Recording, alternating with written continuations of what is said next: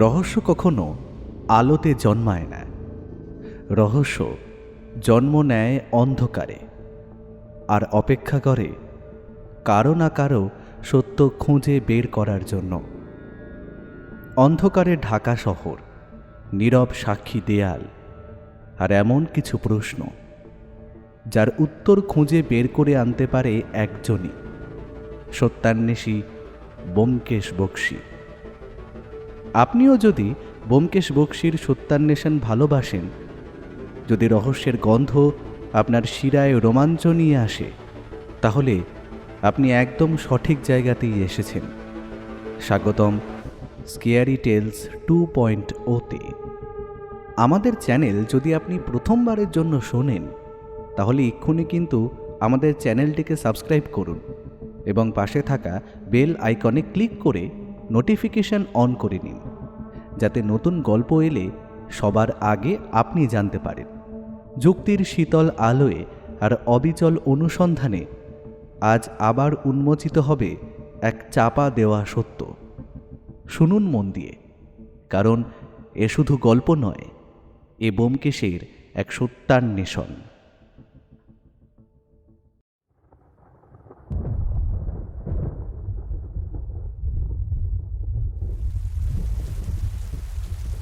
সেদিন কলকাতার বুকে কালবৈশাখীর চরম তাণ্ডব চলছে।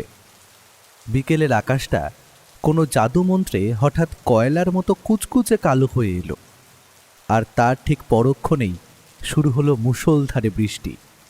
হ্যারিসন রোডের আমাদের এই আস্তানায় আমি আর ব্যোমকেশ এখন নেহাতি নিঃসঙ্গ।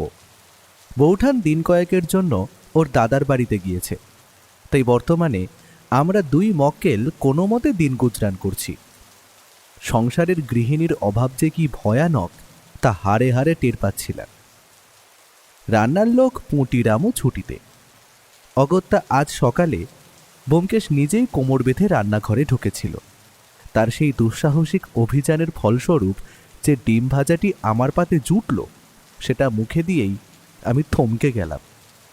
ব্যোমকেশের দিকে তাকিয়ে গম্ভীর মুখে বললাম, ভায়া, দীর্ঘ জীবনে বহু বিচিত্র বস্তু ভক্ষণ করেছি, কিন্তু এমন ডিম ভাজা কোনোদিনও খাইনি। তুমি তো রান্নার এক নতুন ইতিহাস সৃষ্টি করে ফেললে গো। ব্যোমকেশ বোধ হয় নিজের রন্ধন শৈলী নিয়ে মনে মনে বেশ গর্বিত ছিল। আমার কথা শুনে একটু সন্দিহান হয়ে শুধল, কথা না পেঁচিয়ে আসল কথাটা বলো তো, কি হয়েছে? নুন কি একটু বেশি হয়ে গেল? আমি হেসে ফেলে বললাম, নুন তো দাওনি ভায়া, নুনের কৌটো ভেবে বোধহয় চিনির বয়ামটাকেই উপর করে দিয়েছ। এই রেসিপির নাম হতে পারে সুইট এগ ফ্রাই। ব্যোমকেশ আকাশ থেকে পড়ল, অপ্রস্তুতভাবে জিভ কেটে বলল, ওটা চিনি ছিল? একদমই খেয়াল করিনি। আসলে ওই কালবৈশাখীর মেঘ দেখে মনটা একটু অন্যমনস্ক ছিল বোধ হয়। পুঁটিরামটা যে কবে আসবে, কালই একবার খোঁজ নিতে হবে, ওকে ফিরিয়ে আনা যায় কিনা। আমি জানালার বাইরে বৃষ্টিধারা দেখতে দেখতে বললাম, হ্যাঁ, অন্তত আমাদের রসনাল্লাদ বাঁচানোর জন্য হলেও ওকে দরকার। নইলে তোমার এই নিত্য নতুন রেসিপি খেতে থাকলে অচিরেই আমাকে কবিরাজের চিকিৎসা নিতে হবে। বাইরে বৃষ্টির বেগ ক্রমশ বাড়ছে। জানলার সার্সি বেয়ে জলের ধারা নেমে আসছে অবিরাম ধারায়। ব্যোমকেশ জানলার পাশের চেয়ারটায় হেলান দিয়ে বসে এক মনে সিগারেট টানছে। তার চোখের দৃষ্টি বাইরের ধূসর অন্ধকারের দিকে নিবদ্ধ, যেন সেই বৃষ্টির পর্দার আড়ালে কোনো জটিল রহস্যের জাল বুনছে সে। আমি টেবিলের একপাশে খাতা কলম নিয়ে বসে আছি। মাথায় একটা নতুন গল্পের প্লট ঘোরাঘুরি করছে ঠিকই, কিন্তু মেঘের সেই গুরুগম্ভীর গর্জন আর জানলার কপাটে বাতাসের ঝাপটায় মনসংযোগ করা একেবারে দায় হয়ে দাঁড়িয়েছে। এমন সময় ঘরোয়া আবহাওয়াকে একটু স্বস্তি দিতে ঘরে ঢুকলো পুঁটিরাম। তার হাতে ধোঁয়া ওঠা 2 কাপ চা। চায়ের কাপে একটা লম্বা চুমুক দিয়ে ব্যোমকেশ ধোঁয়া ছাড়ল। তারপর হঠাৎ আমার দিকে তাকিয়ে এক রহস্যময় হাসি হেসে বলল, অজিত, এই দুর্যোগের রাতে যখন আকাশ পাতাল এক করে বৃষ্টি নামছে, তখন কি কারো এই হ্যারিসন রোডের সিঁড়ি ভাঙা সম্ভব বলে মনে করো? আমি জানলার বাইরের প্রলয় কাণ্ড দেখে মাথা নেড়ে বললাম, ভায়া, সাধারণ বুদ্ধিতে বলে পাগল না হলে এই দুর্যোগে কেউ ঘর থেকে বেরোবে না, আর আমাদের এখানে তো কেউ নেমন্তন্ন খেতে আসবে না। ব্যোমকেশ মৃদু হাসল। তার ঠোঁটের কোণে একটা প্রচ্ছন্ন বিদ্রূপের আভা। দেখলে তো অজিত, এই কলকাতা শহরে পাগলের অভাব নেই, বিশেষ করে সেই সব পাগল যাদের প্রাণের সংশয় দেখা দিয়েছে, অথবা যাদের মনের শান্তি কোনো নিগূঢ় রহস্যের ভারে পৃষ্ঠ হচ্ছে। ব্যোমকেশের কথা শেষ হতে না হতেই নিচের তলার সদর দরজায় সজোরে কড়া নাড়ার শব্দ শোনা গেল। বৃষ্টির শব্দ ছাপিয়ে সেই আওয়াজ আমাদের কানে পৌঁছতেই ব্যোমকেশ আমার দিকে তাকিয়ে অর্থপূর্ণ এক চাহনি দিল। পুঁটিরাম নিচে গিয়ে দরজা খুলে দিল। কিছুক্ষণ পরেই ভারী জুতো আর ভিজে কাপড়ের সব শব্দ সিঁড়ি বেয়ে উপরে উঠে এলো। ঘরের দরজায় এসে দাঁড়ালেন এক বৃদ্ধ ভদ্রলোক। পরনে একটা পুরনো ধাঁচে রাজকান, যা বৃষ্টির জলে ভিজে একেবারে গায়ের সঙ্গে সেঁটে গেছে। হাতে একটা জীর্ণ চামড়ার ব্যাগ, সেটাকে যেন তিনি আগলে রাখছেন কোনো অমূল্য সম্পদের মতো। ভদ্রলোকের চোখে মুখে একটা আভিজাত্যের ছাপ স্পষ্ট, কিন্তু কপালে চিন্তার রেখাগুলো এতই গভীর যে মনে হয় যেন কয়েক রাত তাঁর চোখে ঘুম নেই। ব্যোমকেশ ততক্ষণে উঠে দাঁড়িয়েছে। সে সৌজন্যের সঙ্গে বলল, আসুন, ভেতরে আসুন। পুটিরাম, ওনাকে একটা শুকনো তোয়ালে দাও তো চট করে। ভদ্রলোক ঘরের মাঝখানে এসে থমকে দাঁড়ালেন। কাঁপা কাঁপা গলায় নিজেকে কিছুটা সামলে নিয়ে বললেন, আপনার নামই নিশ্চয়ই সত্যান্বেষী ব্যোমকেশ বক্সী। আমার নাম রজনীকান্ত সেন। কাশিমবাজারের দিক থেকে অনেক কষ্টে আসছি আপনার কাছে। ব্যোমকেশ ওর দিকে চেয়ার এগিয়ে দিয়ে শান্ত গলায় বলল, শান্ত হন রজনীবাবু, আগে একটু সুস্থির হয়ে বসুন। কাশিমবাজার থেকে এই দুর্যোগ মাথায় নিয়ে যখন এসেছেন, তখন নিশ্চয়ই সাধারণ কোনো কারণ নয়। রজনীকান্তবাবু চেয়ারে বসে তার হাতের চামড়ার ব্যাগটি শক্ত করে ধরলেন। বাইরের বিদ্যুতের চমক ওর ফ্যাকাশে মুখে এক মুহূর্তের জন্য এক অদ্ভুত দ্যুতি ছড়িয়ে গেল। ব্যোমকেশের তীক্ষ্ণ দৃষ্টি তখন আগন্তুকের প্রতিটি নড়াচড়া পর্যবেক্ষণ করছে। রজনীকান্তবাবু চেয়ারে বসলেন ঠিকই, কিন্তু তার বসার ভঙ্গিতে ছিল এক চরম অস্থিরতা। তার হাত দুটো থরথর করে কাঁপছিল, যেন কোনো এক অদৃশ্য আতঙ্কে তার স্নায়ুগুলো অবশ হয়ে আসছে। একটু থিতু হয়ে তিনি তার পুরনো চামড়ার ব্যাগের চেনটা খুললেন।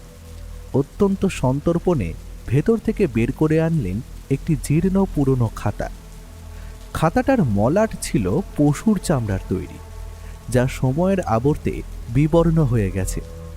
তবে সবচেয়ে ভয়ের বিষয় ছিল সেই মলাটের উপরে লেগে থাকা কয়েকটা কালচে রক্তের ছোপ।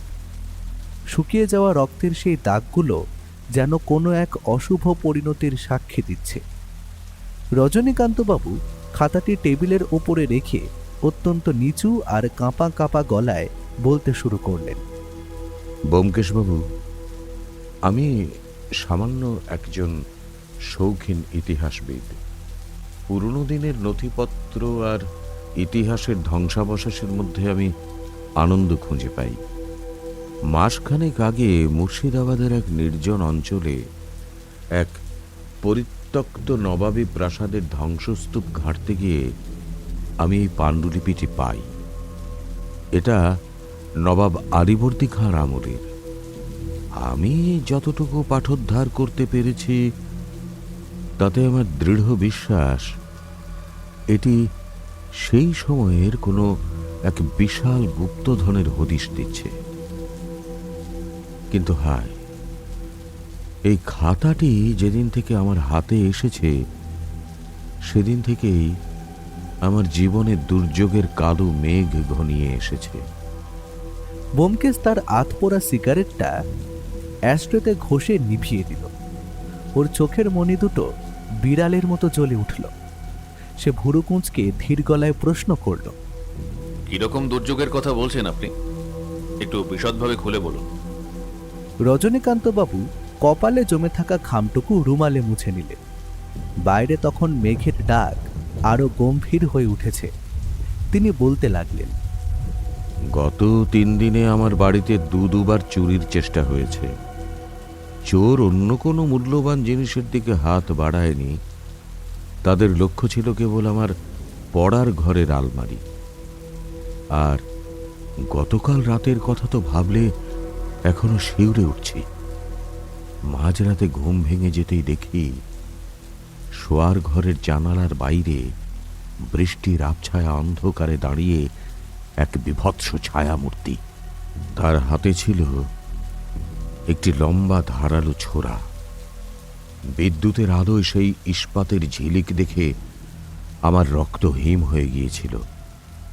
আমার স্থির বিশ্বাস ব্যোমকেশবাবু, এই পাণ্ডুলিপিটির দখল পাওয়ার জন্য কেউ আমাকে খুন করতেও এক চুল দ্বিধা করবে না। একটু থেমে একটা দীর্ঘশ্বাস ফেলে তিনি শেষ কথাটি বললেন, যা আমাদের দুজনকে চমকে দেওয়ার জন্য যথেষ্ট ছিল। আজ সকালেই আমার এক পুরনো বিশ্বস্ত ভৃত্যকে বাড়ির পেছনের বাগানে মৃত অবস্থায় পাওয়া গেছে। তার শরীরটা নীল হয়ে গিয়েছিল। পুলিশ এসে দায়সারাভাবে তদন্ত করে বলল, ওটা নাকি কালনাগিনীর কামড়। কিন্তু আমি জানি ব্যোমকেশবাবু, ওটা সাপের কামড় নয়, ওটা ঠান্ডা মাথার খুন। আততাই আমার বাড়িতে ঢুকেছে, আর তার পরবর্তী লক্ষ্য যে আমি, তাতে কোনো সন্দেহ নেই। আমি এখন নিজের বাড়িতেই বন্দী হয়ে পড়েছি। ঘরের ভেতর এক নিস্তব্ধতা নেমে এলো। কেবল ঘড়ির টিকটিক শব্দ আর বাইরের বৃষ্টির ঝমঝম আওয়াজ সেই নিস্তব্ধতাকে আরো রহস্যময় করে তুলল। ব্যোমকেশ সেই রক্তমাখা পাণ্ডুলিপিটার দিকে অপলক দৃষ্টিতে তাকিয়ে রইল। ও নিষ্পৃহ ভঙ্গিতে সিগারেটের ধোঁয়া ছাড়ল। ধোঁয়ার কুণ্ডলীগুলো ঘরের আবছা আলোয় কিছুক্ষণ ভেসে থেকে মিলিয়ে গেল। সে অত্যন্ত স্থির দৃষ্টিতে রজনীকান্ত বাবুর দিকে তাকিয়ে শান্ত অথচ তীক্ষ্ণ গলায় প্রশ্ন করল, রজনীবাবু, একটা কথা পরিষ্কার হওয়া দরকার। আপনি এই সত্যান্বেষীর কাছে কেন এসেছেন?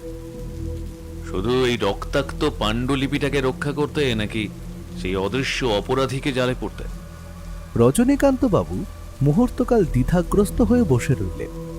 তারপর ঝুঁকে পড়ে ব্যোমকেশের দিকে সরাসরি তাকিয়ে অত্যন্ত গম্ভীর স্বরে বললেন, দুটোই দুটোই ব্যোমকেশবাবু।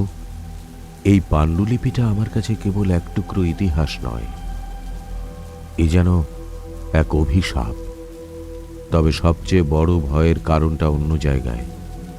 এই পাণ্ডুলিপিটার শেষ পাতাটা কেউ অতি সন্তর্পণে ছিঁড়ে দিয়েছে, আর আমার মন বলছে সেই ছেঁড়া অংশটা আমার অতি পরিচিত কোনো মানুষের কাছেই আছে।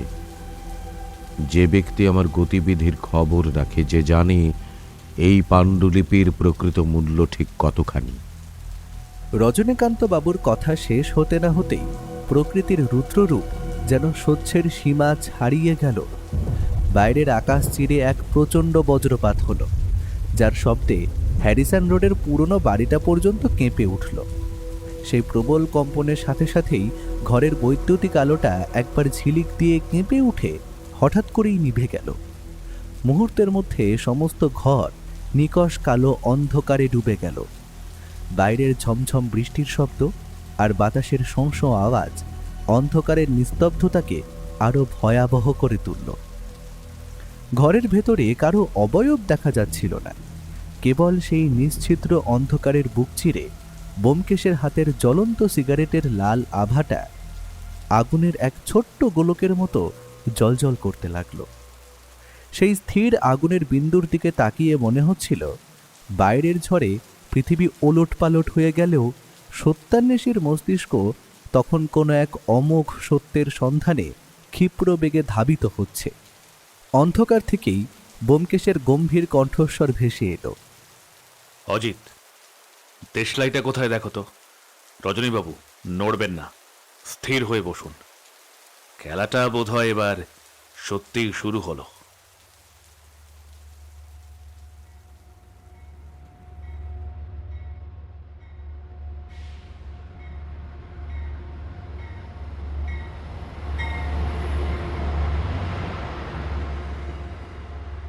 পরদিন সকালেই শিয়ালদহ স্টেশনের কোলাহল পেছনে ফেলে আমরা লালগোলা প্যাসেঞ্জারের এক কোণে আস্তানা গাড়লাম। গন্তব্য ইতিহাসের স্মৃতি বিজড়িত কাশিমবাজার। কালবৈশাখীর সেই প্রলয়ঙ্করী রূপ শান্ত হয়েছে ঠিকই, কিন্তু আকাশের মুখ তখনও ভার। ছেঁড়া ছেঁড়া ধূসর মেঘের দল তখনও উদ্দেশ্যহীনভাবে ঘুরে বেড়াচ্ছে। পুরো পথটা ও এক অদ্ভুত নিস্তব্ধতা অবলম্বন করল। জানলার বাইরে দিগন্তচোরা মাঠ আর গাছপালার দিকে চেয়ে সে স্থানুর মতো বসে রইল। আমি জানি এই শান্ত অবয়বের ভেতরে এখন নবাবী আমলের রক্তাক্ত ইতিহাস আর রজনীকান্ত বাবুর দেওয়া তথ্যের জটিল সমীকরণগুলো দ্রুতবেগে বিন্যস্ত হচ্ছে। বেলা যখন 2টো, তখন আমরা রজনীকান্ত বাবুর সেই সুপ্রাচীন জমিদার বাড়িতে এসে পৌঁছলাম। বাড়িটা যেন কালের এক জীর্ণ দলিল। খসে পড়া পলেস্তারা, নোনা ধরা দেওয়াল আর প্রকাণ্ড সব থামগুলো সাক্ষ্য দিচ্ছে যে এককালে এখানে ঐশ্বর্যের জোয়ার বইত। কিন্তু এখন সেই জৌলুসের জায়গায় এক ভারী গুমোট নিস্তব্ধতা থমথম করছে। রজনীকান্তবাবু আমাদের ফটকের কাছেই সাদরে অভ্যর্থনা জানালেন। তার চোখে মুখে কালকের চেয়েও বেশি উৎকণ্ঠা। বাড়ির অন্দরমহলে ঢোকার মুখেই এক যুবকের সঙ্গে দেখা হলো। বয়স বছর 25-এর আশেপাশে, চোখে চশমা, বেশ বুদ্ধিদীপ্ত অথচ গম্ভীর চেহারা। রজনীকান্তবাবু পরিচয় করিয়ে দিলেন। এটি আমার বড় ভাইপো নীতিশ, এখানকার কলেজে ইতিহাস পড়ায়। আর ওদিকে ওই যে ভদ্রলোককে দেখছেন, উনি শোভনলাল বাবু, আমার সংগ্রহ দেখাশোনা করেন। শোভনলাল বাবুর বয়স প্রায় 40-এর কোঠায়, মুখটা শুকনো এবং বসা। তার চোখের চাহনিতে এক ধরনের অদ্ভুত অস্থিরতা লক্ষ্য করলাম। আমাদের দেখে তিনি কেবল যান্ত্রিকভাবে মাথাটি ঈষৎ নুইয়ে দ্রুত ভেতরের দিকে চলে গেলেন। ব্যোমকেশ নীতিশের দিকে স্থির দৃষ্টিতে তাকিয়ে সরাসরি প্রশ্ন করল, আপনার কাকা যে পাণ্ডুলিপিটা পেয়েছেন, সেটি নিয়ে ইতিহাসের ছাত্র হিসেবে আপনার অভিমত কি? নীতিশ একটু ইতস্তত করে শান্ত গলায় বলল, দেখুন ব্যোমকেশবাবু, ইতিহাসের ছাত্র হিসেবে আমি মনে করি পাণ্ডুলিপিটা নিঃসন্দেহে অমূল্য, কিন্তু এর সঙ্গে জড়িয়ে থাকা অভিশাপ বা গুপ্তধনের অতিপ্রাকৃত গল্পগুলো আমি বিশ্বাস করি না। তবে হ্যাঁ, চুরির চেষ্টাগুলো কিন্তু গুজব নয়, একেবারে ধ্রুব সত্য। ব্যোমকেশের ঠোঁটের কোণে মৃদু হাসি দেখা দিল। সে বলল, অভিশাপ অনেক সময় মানুষই তৈরি করে নিজের হীন স্বার্থ সিদ্ধির জন্য। হাহ, আচ্ছা, যে দুর্ভাগা ভৃত্যটি মারা গেছে, তার দেহটি এখন কোথায়? রজনীকান্তবাবু দীর্ঘশ্বাস ফেলে জানালেন যে পুলিশ এসে বডি নিয়ে গেছে, তবে বাগানের যে অংশে ঘটনাটি ঘটেছিল সেখানে কেউ হাত দেয়নি। ব্যোমকেশ বিন্দুমাত্র সময় নষ্ট না করে সেখানে যাওয়ার প্রস্তাব দিল। বাগানের এক নির্জন কোণে এক প্রকাণ্ড প্রাচীন অশ্বত্থ গাছ ডালপালা মেলে দাঁড়িয়ে আছে। তার ছায়াটাও যেন রহস্যে ঘেরা। এই গাছের নিচেই মালি ভৃত্যটিকে মৃত অবস্থায় পড়ে থাকতে দেখেছিল। ব্যোমকেশ অত্যন্ত ধীরে সুস্থে হাঁটু গেড়ে মাটির ওপরে ঝুঁকে পড়ল। তার তীক্ষ্ণ নজর মাটির প্রতিটি কণা পরীক্ষা করতে লাগল। ঘাসের ওপর দিয়ে কেউ যেন ভারী কিছু টেনে নিয়ে গেছে, এমন একটা অস্পষ্ট দাগ রয়ে গেছে। আমি অস্ফুট স্বরে বললাম, ব্যোমকেশ, সাপের কামড়ে মৃত্যু হলে সেখানে এমন ধস্তাধস্তি বা টেনে নেওয়ার দাগ থাকবে কেন? ও কোনো উত্তর দিল না। হঠাৎ সে ঝোপের পাশ থেকে একটা ছোট উজ্জ্বল বস্তু 2 আঙুলের ডগায় তুলে নিল। দেখলাম সেটা একটা কারুকাজ করা রূপোলি বোতাম। অত্যন্ত নিপুণভাবে সেটাকে পকেটে পুরে ব্যোমকেশ হঠাৎ মাথা তুলে চাইল। কয়েক হাত দূরেই শোভনলাল বাবুর ঘরের জানলা। দেখলাম জানলার পর্দাটা যেন এক ঝটকায় কেউ সরিয়ে দিল। কেউ একজন আড়াল থেকে আমাদের প্রতিটি পদক্ষেপ নজর করছিল। বিকেলে বসার ঘরে যখন চা এলো, তখন হ্যারিসন রোডের বৌঠানের হাতের আমসত্ত্ব আর ঘরোয়া চায়ের কথা মনে পড়ছিল। কিন্তু এখানকার পরিবেশটা একদম অন্যরকম। প্রতিটি নিঃশ্বাসে যেন বিপদের গন্ধ। রজনীকান্তবাবু কাঁপা কাঁপা হাতে সেই রক্তাক্ত পাণ্ডুলিপিটা ব্যোমকেশের সামনে রাখলেন। সে অত্যন্ত সাবধানে যেন কোনো পবিত্র বস্তু স্পর্শ করছে এমনভাবে পাতাগুলো উল্টাতে লাগলো। মাঝখানের একটা পাতা সত্যিই অত্যন্ত নিষ্ঠুরভাবে ছিঁড়ে নেওয়া হয়েছে। ছিঁড়ে নেওয়ার ধরন দেখে বোঝা যায় সেটা করার সময় আততায়ী অত্যন্ত তাড়াহুড়ো করছিল। পাণ্ডুলিপি থেকে চোখ না সরিয়েই ব্যোমকেশ হঠাৎ গম্ভীর গলায় প্রশ্ন করল, রজনীকান্ত বাবু, এই পাণ্ডুলিপিটা পাওয়ার আগে কি আপনার এমন কোনো শত্রু ছিল যে আপনার প্রাণ নিতেও পিছপা হবে না? রজনীকান্তবাবু স্তব্ধ হয়ে রইলেন। ঘরের ভেতরে যেন মৃত্যুর মতো নিস্তব্ধতা নেমে এলো। বৃদ্ধ রজনীকান্তবাবু ব্যোমকেশের প্রশ্নের উত্তরে এক বিষণ্ণ আর ম্লান হাসি হাসলেন। সেই হাসিতে কোনো আনন্দ ছিল না, ছিল কেবল বংশ পরম্পরায় চলে আসা এক গভীর দীর্ঘশ্বাস। তিনি ধীর গলায় বললেন, জমিদার পরিবারে শত্রুহীন কেউ কোনোদিন থাকে না ব্যোমকেশবাবু। ঐশ্বর্যের সাথে সাথে ঈর্ষার বিষও এখানে সমান্তরালে চলে। তবে আমার ভয় বাইরের কোনো আগন্তুককে নিয়ে নয়, আমার ভয় আমার এই অতি আপনজনদের নিয়েই। ঘরের শত্রু বিভীষণ হয়ে কেউ আড়ালে বসে ছুরি শান দিচ্ছে কিনা, সেটাই এখন আমার সবচেয়ে বড় দুশ্চিন্তা।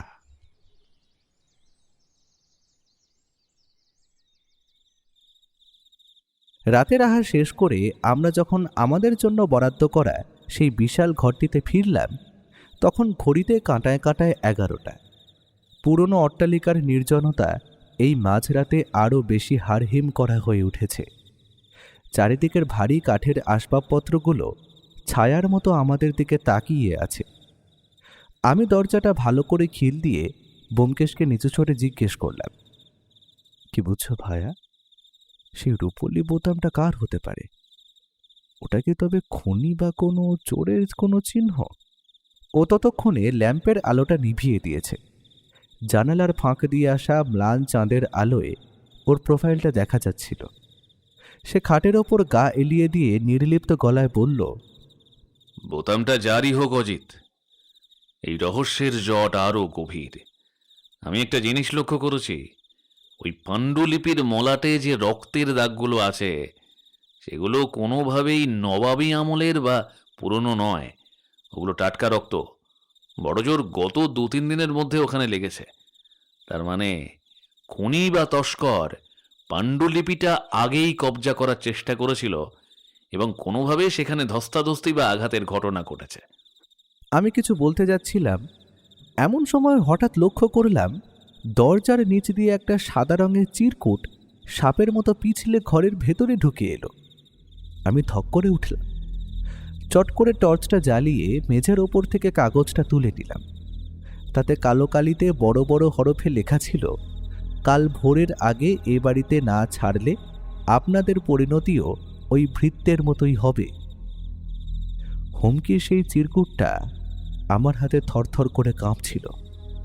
আমি অস্ফুট স্বরে বললাম, হ্যাঁ গো, এ তো সরাসরি মরণ পরোয়ানা। আমি উঠে গিয়ে জানলার ভারী পর্দাটা সরিয়ে বাইরের অন্ধকারের দিকে তাকালাম। বাইরে তখন নিশ্ছিদ্র অন্ধকার, কেবল ঝিঁঝি পোকার একঘেয়ে ডাক আর ঝোড়ো বাতাসের শংস শব্দ ছাড়া আর কিছুই শোনা যাচ্ছে না। এই বিশাল অট্টালিকার প্রতিটি ইঁট আর দেওয়াল যেন কোনো এক ভয়ঙ্কর গোপন কথা জানে, যা তারা বলতে পারছে না। ব্যোমকেশ আমার হাত থেকে শান্তভাবে চিরকুটটা নিল। তারপর ফের ল্যাম্পটা জ্বালিয়ে আগুনের শিখার খুব কাছে ধরে কাগজের মান আর কালির ধরন পরীক্ষা করতে লাগলো।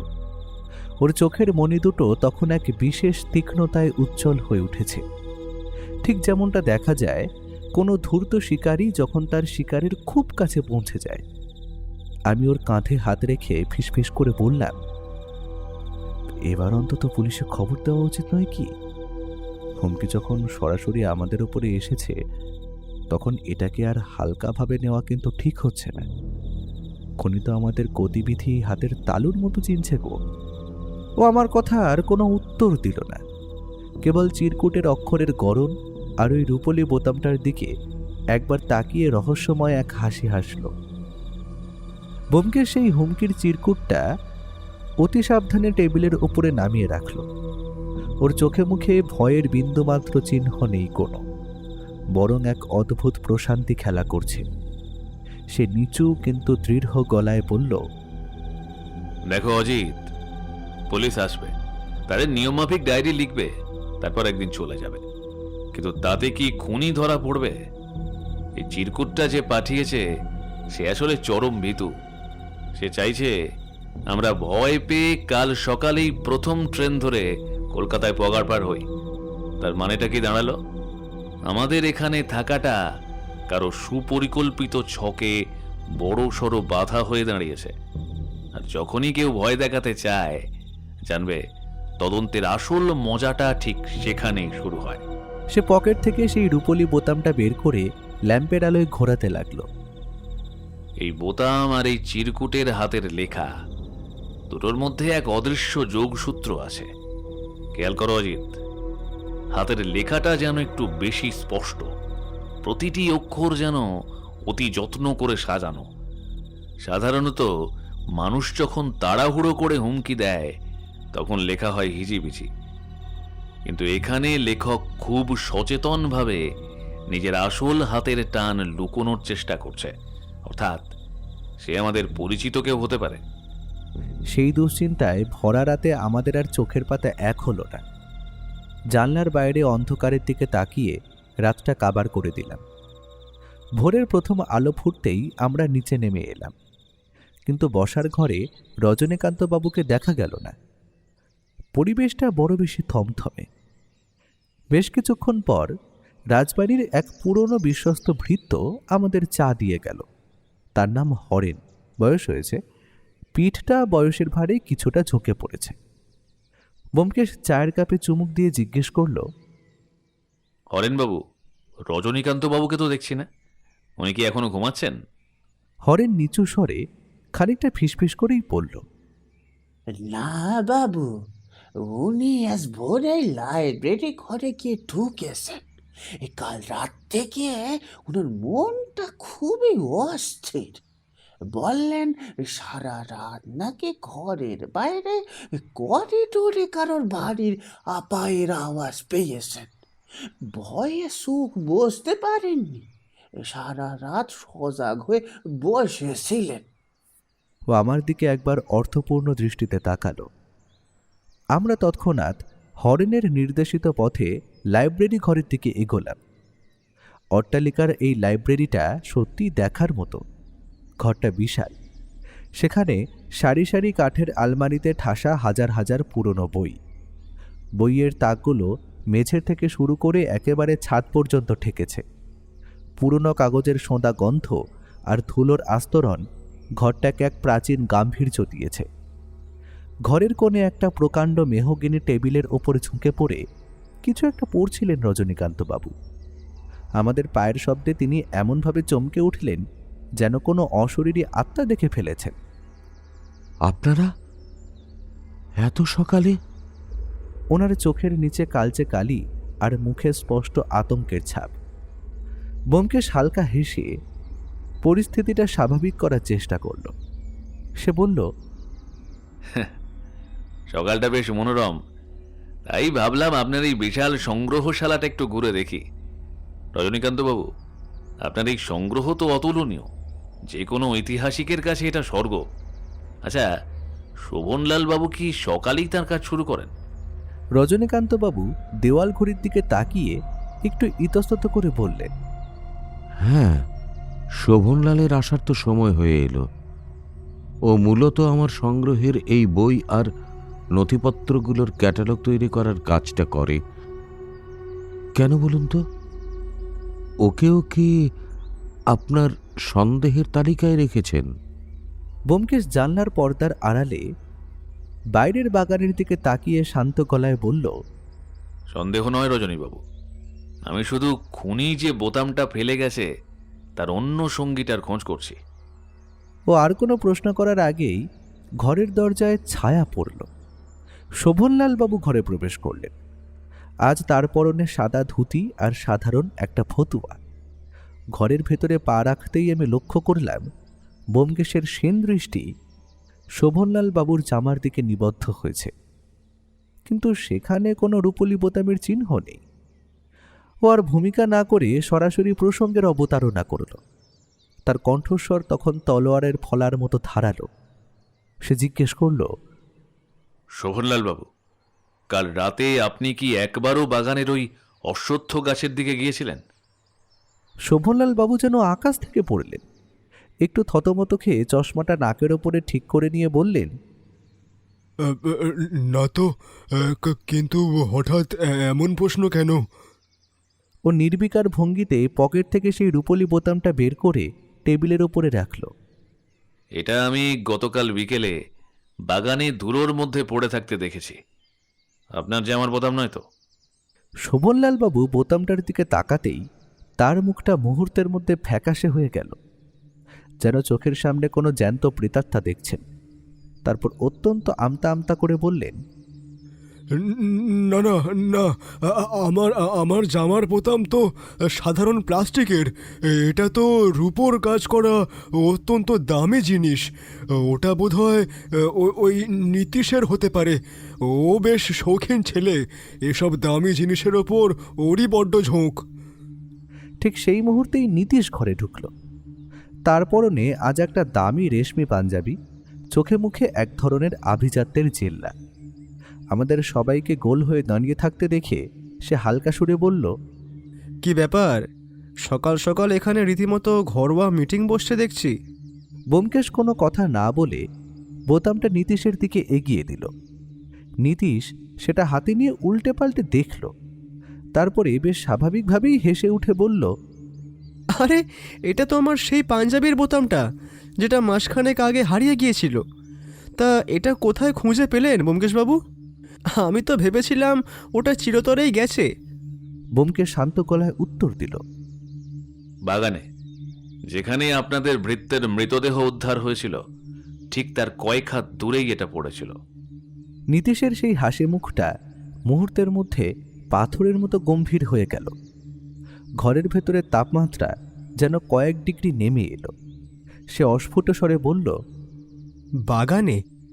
কিন্তু আমি তো গত 1 মাসে ওই অভিশপ্ত অশ্বত্থ গাছের ত্রিসীমানায় যাইনি। ওখানে সাপের খুব উপদ্রব, তাই ওদিকে যাওয়ার তো কোনো প্রশ্নই ওঠে না। ব্যোমকেশ আর কথা বাড়াল না। সে এবারে রজনীকান্ত বাবুর দিকে ফিরল। রজনীবাবু, পাণ্ডুলিপিটা কি আরেকবার দেখা যাবে? ওটা সেই অভিশপ্ত ছেঁড়া পাতাটার ব্যাপারে আমার মনে একটা সূক্ষ্ম খটকা জেগেছে। রজনীবাবু আলমারির ভেতরে রাখা ছোট সিন্দুক থেকে অতি সাবধানে পাণ্ডুলিপিটা বের করে আনলেন। ব্যোমকেশের পকেট থেকে একটা ম্যাগনিফাইং গ্লাস বের করে ছেঁড়া অংশের কিনারাগুলো অত্যন্ত সূক্ষ্মভাবে পরীক্ষা করতে লাগলো। আমি ওর কাঁধের ওপর দিয়ে উঁকি মেরে দেখছিলাম। ছেঁড়া অংশটা সোজা নয়, বরং অসমতল। দেখলে বোঝা যায় স্পষ্টই কাঁচি বা ছুরি দিয়ে নয়, বরং কেউ প্রচণ্ড উত্তেজনা আর তাড়াহুড়োর বশবর্তী হয়ে হাত দিয়ে পাতাটা ছিঁড়ে নিয়েছে। ও হঠাৎ পাণ্ডুলিপি থেকে মুখ তুলে রজনীকান্ত বাবুর চোখের দিকে সরাসরি তাকালো। তার গলায় তখন এক রহস্যময় গাম্ভীর্য। সে প্রশ্ন করল, রজনীকান্ত বাবু, আলিবর্দী খাঁর আমলের এই জমিদার বাড়িতে কি কোনো গোপন কুঠুরি বা মাটির নিচের সুড়ঙ্গ থাকার কথা ইতিহাসে বা আপনাদের বংশ পরম্পরায় প্রচলিত কোনো গল্পে আছে? ব্যোমকেশের এই আকস্মিক প্রশ্নে ঘরের বাকি 3 জন মানুষের মুখ যেন পাথরের মূর্তির মতো জমে গেল। বাইরের বাগান থেকে একটা হুতুম পেঁচার ডাক শোনা গেল, যা এই সকালবেলাতেও পরিবেশকে এক অদ্ভুত ভৌতিকতায় ভরিয়ে দিল। রজনীকান্তবাবু খানিকক্ষণ স্তব্ধ হয়ে রইলেন, যেন স্মৃতির অতল গহ্বরে হারিয়ে যাওয়া কোনো পুরনো কাহিনী হাতড়াচ্ছেন। তারপর মাথা নেড়ে ম্লান স্বরে বললেন, লোকমুখে শোনা অনেক গল্পের মতো এই বাড়িকে ঘিরেও একটা জনশ্রুতি আছে ব্যোমকেশবাবু। আমাদের পূর্বপুরুষরা বলতেন, এই অট্টালিকার মাটির নিচে এক গোপন সুড়ঙ্গ পথ আছে, যা সরাসরি ভাগীরথী নদীর ঘাটে গিয়ে মিশেছে। কোনো জরুরি প্রয়োজনে বা নবাবী আমলের শেষ দিকে আত্মরক্ষার জন্য নাকি ওটা তৈরি হয়েছিল। কিন্তু গত 20 বছর ধরে আমি এই বাড়িতে বাস করছি, অনেক খুঁজেও সেই সুড়ঙ্গের কোনো হদিশ আমি অন্তত পাইনি। ব্যোমকেশ ওর কথায় খুব একটা অবাক হলো না। সে ধীর পায়ে লাইব্রেরি ঘরের একদিকের দেওয়ালে টাঙানো একটা ধুলোবালি মাখা ম্যাপের দিকে এগিয়ে গেল। এটা ছিল এক প্রাচীন জমিদার বাড়ির মূল নকশা বা ব্লুপ্রিন্ট। ও এক মনে সূক্ষ্ম দৃষ্টিতে ম্যাপের প্রতিটি রেখা পর্যবেক্ষণ করতে লাগল। হঠাৎ ওর তর্জনী একটা নির্দিষ্ট জায়গায় গিয়ে স্থির হয়ে গেল। অজিত, এদিকে এসো তো। ওর কণ্ঠে চাপা উত্তেজনা। এই নকশাটা ভালো করে খেয়াল করো। স্থাপত্যের হিসেব অনুযায়ী লাইব্রেরি ঘরের ঠিক নিচেই একটি প্রকাণ্ড ফাঁকা জায়গা থাকার কথা। অথচ অদ্ভুত ব্যাপার হলো, আমরা যখন বাড়ির বাইরে দিয়ে হেঁটে এলাম তখন সেখানে কোনো দরজা বা জানালা আমাদের নজরে পড়েনি। জায়গাটা যেন সচেতনভাবেই ঢেকে রাখা হয়েছে। ঠিক সেই মুহূর্তে লাইব্রেরির বাইরের করিডোরে এক বিকট শব্দে ভারী কিছু একটা আছড়ে পড়ার আওয়াজ হলো। আমরা সবাই চমকে দরজার দিকে তাকালাম। নীতিশ আর শোভনলাল বাবু হন্তদন্ত হয়ে বাইরে দৌড়ে গেলেন। দেখা গেল করিডোরের মোড়ে রাখা একটা বিশাল চীনামাটির ফুলদানি মেঝেতে পড়ে চুরমার হয়ে গেছে। দূরে একটা অস্পষ্ট ছায়ামূর্তি দ্রুত করিডোরের শেষে অদৃশ্য হয়ে গেল।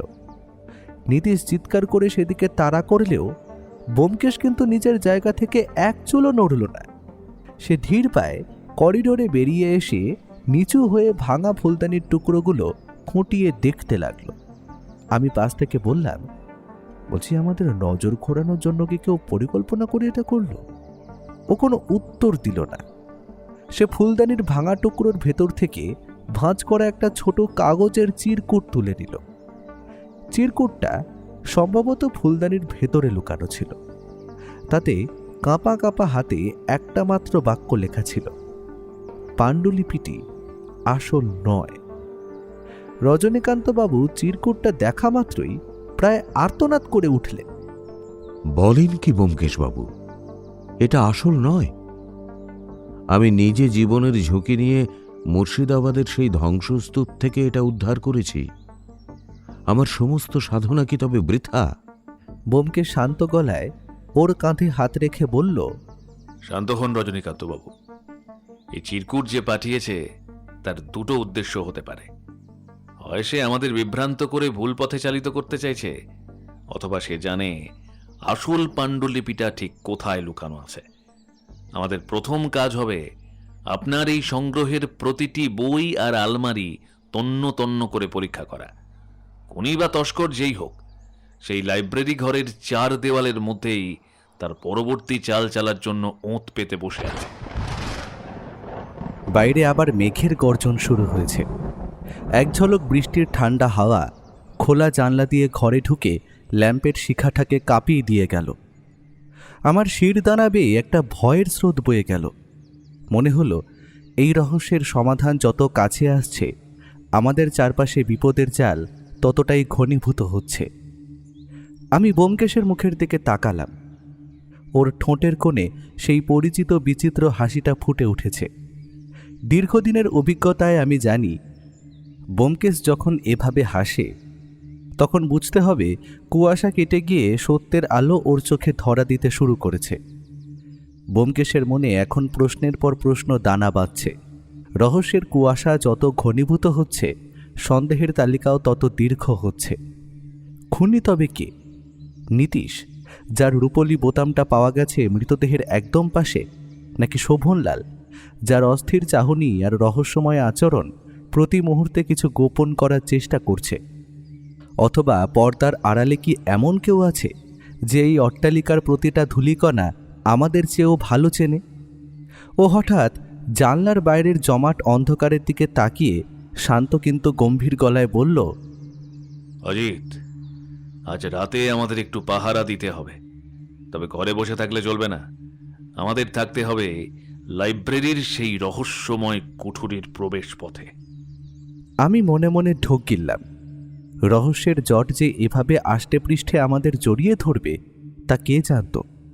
সামনে আমাদের জন্য কি বিপদ ওত পেতে আছে তা ভেবেই বুকটা দুরু দুরু করে উঠল। সন্ধে নামার সাথে সাথেই বৃষ্টির দাপট আরও বাড়ল।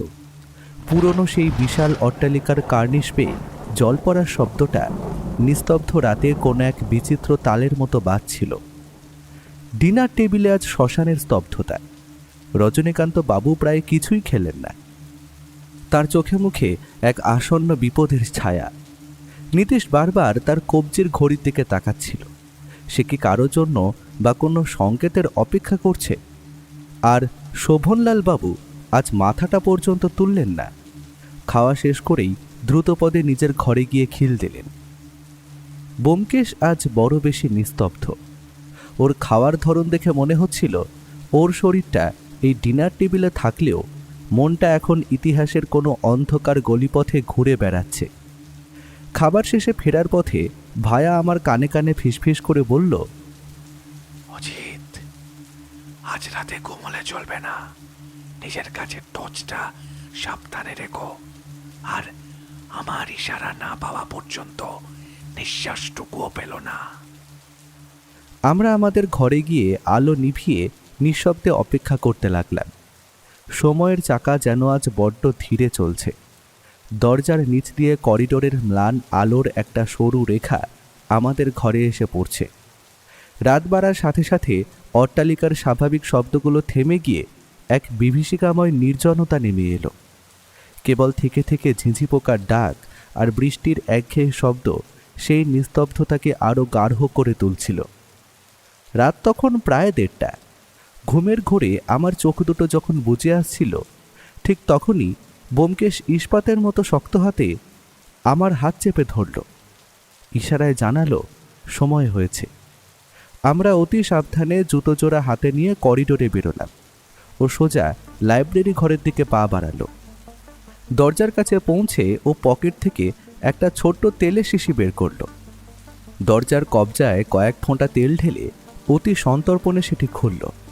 এক চিলতেও শব্দ হলো না। লাইব্রেরির ভেতরটা এখন নিকষ কালো অন্ধকার। ব্যোমকেশ টর্চ জ্বালালো না, কারণ আলোর বিচ্ছুরণ কারো নজরে পড়ে যেতে পারে। সে জানলার ভারী পর্দাটা সামান্য সরিয়ে দিল, যাতে বাইরে থেকে আসা সামান্য ম্লান আলোয় ঘরের আসবাবপত্রের আদল বোঝা যায়।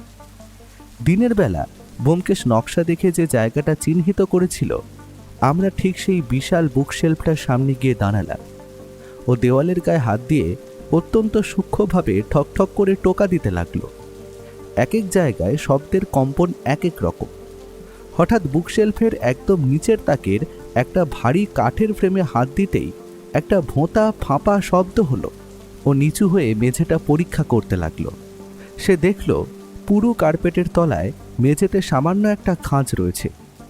কার্পেটটা সরাতেই দেখা গেল একটা জং ধরা পিতলের আংটা মেঝের পাথরের সাথে শক্ত করে গেঁথে রাখা আছে। ব্যোমকেশ আমার দিকে তাকিয়ে অন্ধকারেও রহস্যময় এক হাসি হাসল। তারপর ইশারায় আমাকেও সেই আংটাটা ধরতে বলল। আমরা দুজনে মিলে সর্বশক্তি দিয়ে সেই আংটা ধরে টান দিলাম। প্রথমে মনে হলো পাথরটা পাথরই থেকে যাবে, কিন্তু পরক্ষণেই এক হাড় হিম করা যান্ত্রিক ঘর ঘর শব্দ শুরু হলো। একটা প্রকাণ্ড ভারী পাথরের স্ল্যাব ধীরে ধীরে সরে গিয়ে এক গভীর অন্ধকার গহ্বর উন্মোচিত হলো। সেখান থেকে কয়েকশো বছরের পুরনো ভ্যাপসা পচা গন্ধ আর একটা হিমশীতল স্যাঁতস্যাঁতে হাওয়া সপাটে আমাদের মুখে এসে লাগলো। আমি শিউরে উঠে ফিসফিস করে বললাম, সুড়ঙ্গ। ও টর্চটা বের করে নিচে আলো ফেলল। পাথরের সিঁড়িগুলো যেন নরকের দরজার দিকে নেমে গেছে। ও হাতের টর্চের জোরালো আলোটা সেই অন্ধকার গহ্বরে বিদ্ধ হতেই দেখা গেল সরু পিচ্ছিল পাথরের সিঁড়ি গভীর অন্ধকারের দিকে নেমে গেছে। আমরা অত্যন্ত সাবধানে শ্বাসরুদ্ধ করে সেই সিঁড়ি বেয়ে নিচে নামতে শুরু করলাম। প্রতিটি ধাপে মনে হচ্ছিল আমরা বুঝি কয়েকশো বছর আগের কোনো আদিম গহন অন্ধকারের গভীরে তলিয়ে যাচ্ছি। নিচে পৌঁছতেই টর্চের আলোয় ধরা পড়ল একটা ছোট বর্গাকার কুঠুরি। দেওয়ালগুলো নোনা ধরা, চারিদিকে প্রাচীন মাকড়সার জালের ঘন আস্তরণ। কিন্তু ঘরের আসবাব দেখে আমাদের চক্ষু চড়ক গাছ। কুঠুরির ঠিক মাঝখানে একটা টেবিল রাখা আছে, যা দেখে মনে হচ্ছে সেটা খুব বেশি পুরনো নয়। টেবিলের ওপর সাজানো রয়েছে কিছু দোয়াত কলম আর স্তূপীকৃত কাগজের বান্ডিল। সে টেবিলের ওপর টর্চের আলো স্থির করল। আমি বিষয়ে প্রায় বাকরুদ্ধ হয়ে গেলাম। দেখলাম টেবিলের ওপর ঠিক রজনীকান্ত বাবুর সেই রক্তিম পাণ্ডুলিপির মতো দেখতে আরও একটা খাতা পড়ে আছে।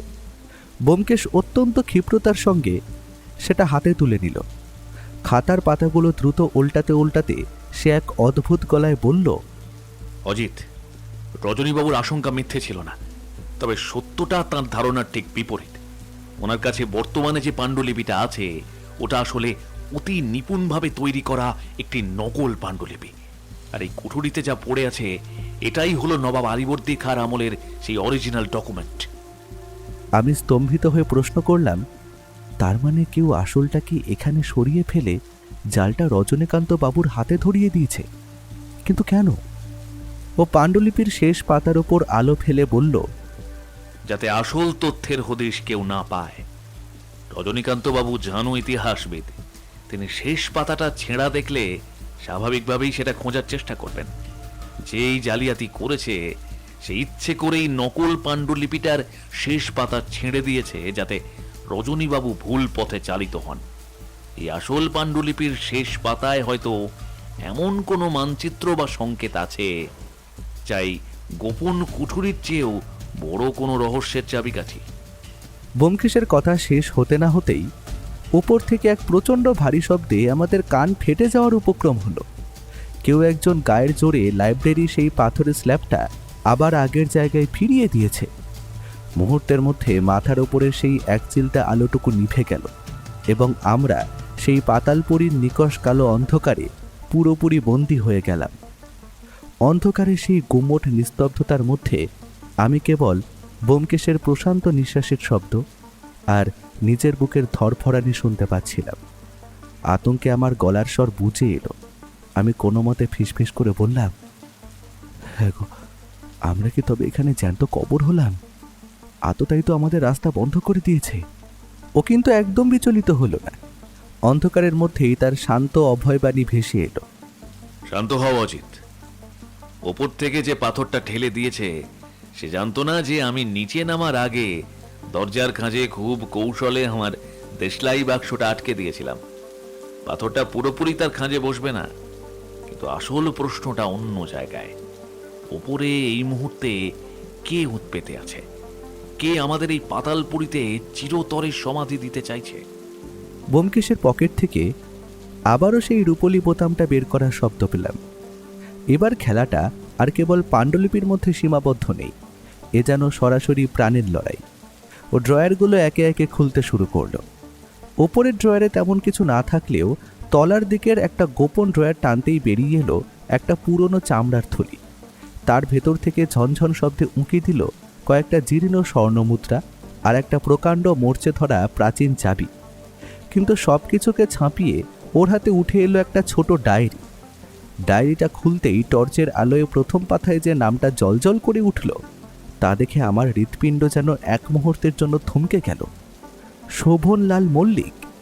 আমি স্তম্ভিত হয়ে বললাম, শোভনলাল বাবু? তার মানে তিনি কি আগে থেকেই এই পাতাল কুঠিরের কথা জানতেন? এই সংগ্রহশালার আড়ালে তবে এই রহস্য চলছিল? ব্যোমকেশ ডায়েরির পাতাগুলো দ্রুত উল্টাতে উল্টাতে তীক্ষ্ণ স্বরে বলল, শোভনলাল বাবু এখানে কেবল ক্যাটালগ তৈরি করেন না অজিত, তিনি অন্ধকারে বসে দিনের পর দিন জাল পাণ্ডুলিপি তৈরি করেন। লোকটা নিঃসন্দেহে একজন বিশেষজ্ঞ জালিয়াত, তবে তাকে এই কাজে দাবার ঘুঁটি হিসেবে নিযুক্ত করেছে অন্য কেউ। রজনীকান্ত বাবুর চোখের সামনে দিয়েই এই বিশাল ষড়যন্ত্রের জাল বোনা হয়েছে। ঠিক তখনই সুরঙ্গের মেঝের এক অন্ধকার কোণ থেকে একটা হাড় হিম করা সরসর শব্দ ভেসে এলো। ও টর্চের আলোটা সেদিকে ফেলতেই আমাদের রক্ত হিম হয়ে গেল। একটা প্রকাণ্ড কৃষ্ণবর্ণ কেউটে সাপ ফনা তুলে পাথরের ওপর স্থির হয়ে দাঁড়িয়ে আছে, আর তার ঠিক পাশেই মেঝের ওপরে খোদাই করা আছে একটি অদ্ভুত সংকেত, যা ঠিক রজনীকান্ত বাবুর সেই রক্তিম পাণ্ডুলিপির মলাটের চিহ্নের মতো। ও আমাকে এক হাত দিয়ে সরিয়ে দিয়ে ফিসফিস করে বলল, পিছিয়ে সজিত, সাপটা এখানে একা নয়, এদের সম্ভবত এই সুড়ঙ্গ প্রহরার কাজে লাগানো হয়েছে। এই পথটা ভাগীরথীর ঘাটের দিকে যাওয়ার কথা। আমাদের এই বিষাক্ত প্রহরীদের পাশ কাটিয়েই এগোতে হবে, কারণ লাইব্রেরির উপরের পথটা এখন আমাদের জন্য সাক্ষাৎ মৃত্যুপাত। আমরা অন্ধকারের মধ্যে টর্চের ম্লান আলোয় পথ খুঁজতে শুরু করলাম। দেওয়ালের স্যাঁতস্যাঁতে ঘাম জমেছে, আর প্রতি মুহূর্তে মনে হচ্ছে পিছন থেকে কোনো এক অশরীরী ছায়া আমাদের অনুসরণ করছে। হঠাৎ ভায়া থমকে দাঁড়ালো। সুড়ঙ্গের দেওয়ালের একটা সূক্ষ্ম ফাটল দিয়ে আসা বাইরের ক্ষীণ জ্যোৎস্নায় সে কিছু একটা দেখতে পেয়েছে। সে নিচু স্বরে বলল, অজিত, ওই দেখো, সুড়ঙ্গের শেষে একটি পাথরের দরজা দেখা যাচ্ছে, কিন্তু দরজার সামনে ওটা কে বসে আছে? টর্চের আলোটা সেদিকে যেতেই দেখা গেল একটা জীর্ণ কঙ্কাল দেওয়াল ঘেঁষে বসে আছে।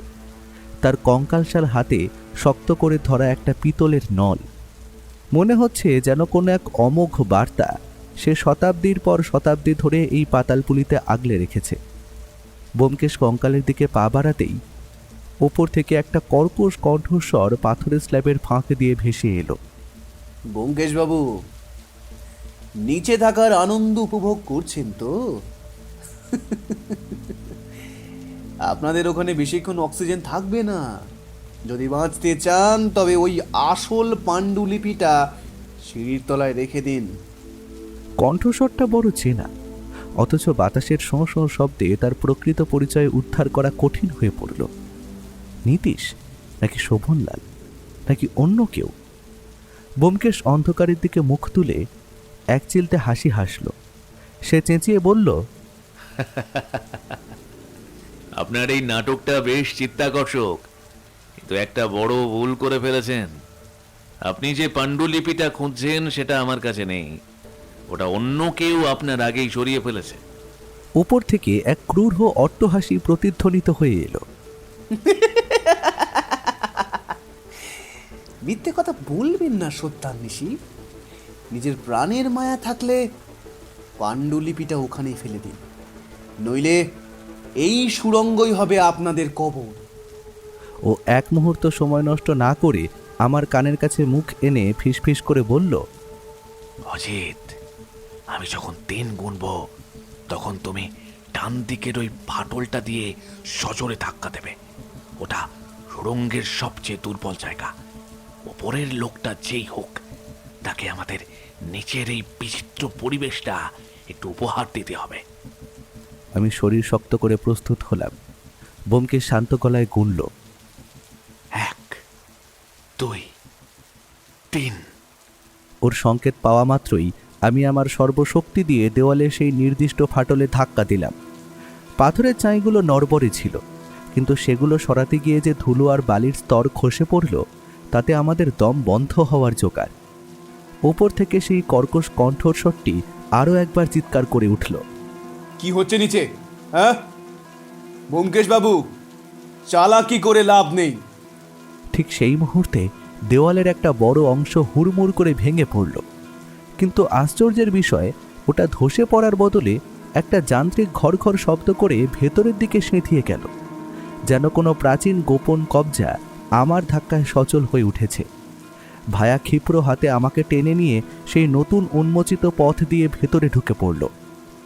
পেছনে তখন সেই কেউটে সাপটা ফোঁস করে গর্জে উঠেছে, কিন্তু ধুলোর মেঘ আর পাথরের ঘর্ষণে সে বিভ্রান্ত। আমরা যেখানে এসে দাঁড়ালাম সেটা মূল সুড়ঙ্গের চেয়েও সরু এক অন্ধকার গলি। দেওয়ালগুলো এখানে ইটের তৈরি, যার উপর শ্যাওলার পুরু আস্তরণ। ব্যোমকেশ টর্চের আলোটা মেঝের দিকে ফেলল। সেখানে ভিজে মাটির উপর কয়েক জোড়া পায়ের ছাপ, যা একদমই টাটকা এবং পরিষ্কার। আমি বুক ভরে শ্বাস নিয়ে হাঁপাতে হাঁপাতে বললাম, ভায়া, ওপরের লোকটা কে? ওই গলার আওয়াজটা তো আমরা আগেও শুনেছি বলে মনে হচ্ছে। তবে কি খুনি আমাদের চারপাশেই ঘুরছে? ব্যোমকেশ পায়ের ছাপগুলো পরীক্ষা করতে করতে বলল, ধৈর্য ধরো অজিত, যে পায়ের ছাপ আমরা অনুসরণ করছি সেই পাই আমাদের সত্যের দ্বারে পৌঁছে দেবে। চলো। ও আঙুল দিয়ে ঠোঁট চেপে আমাকে নিঃশব্দ থাকার সংকেত দিল। ওর মুখে এখন এক অদ্ভুত প্রশান্তি, যা কেবল কোনো বড় সত্য আবিষ্কারের পর ওর চোখে মুখে দেখা যায়।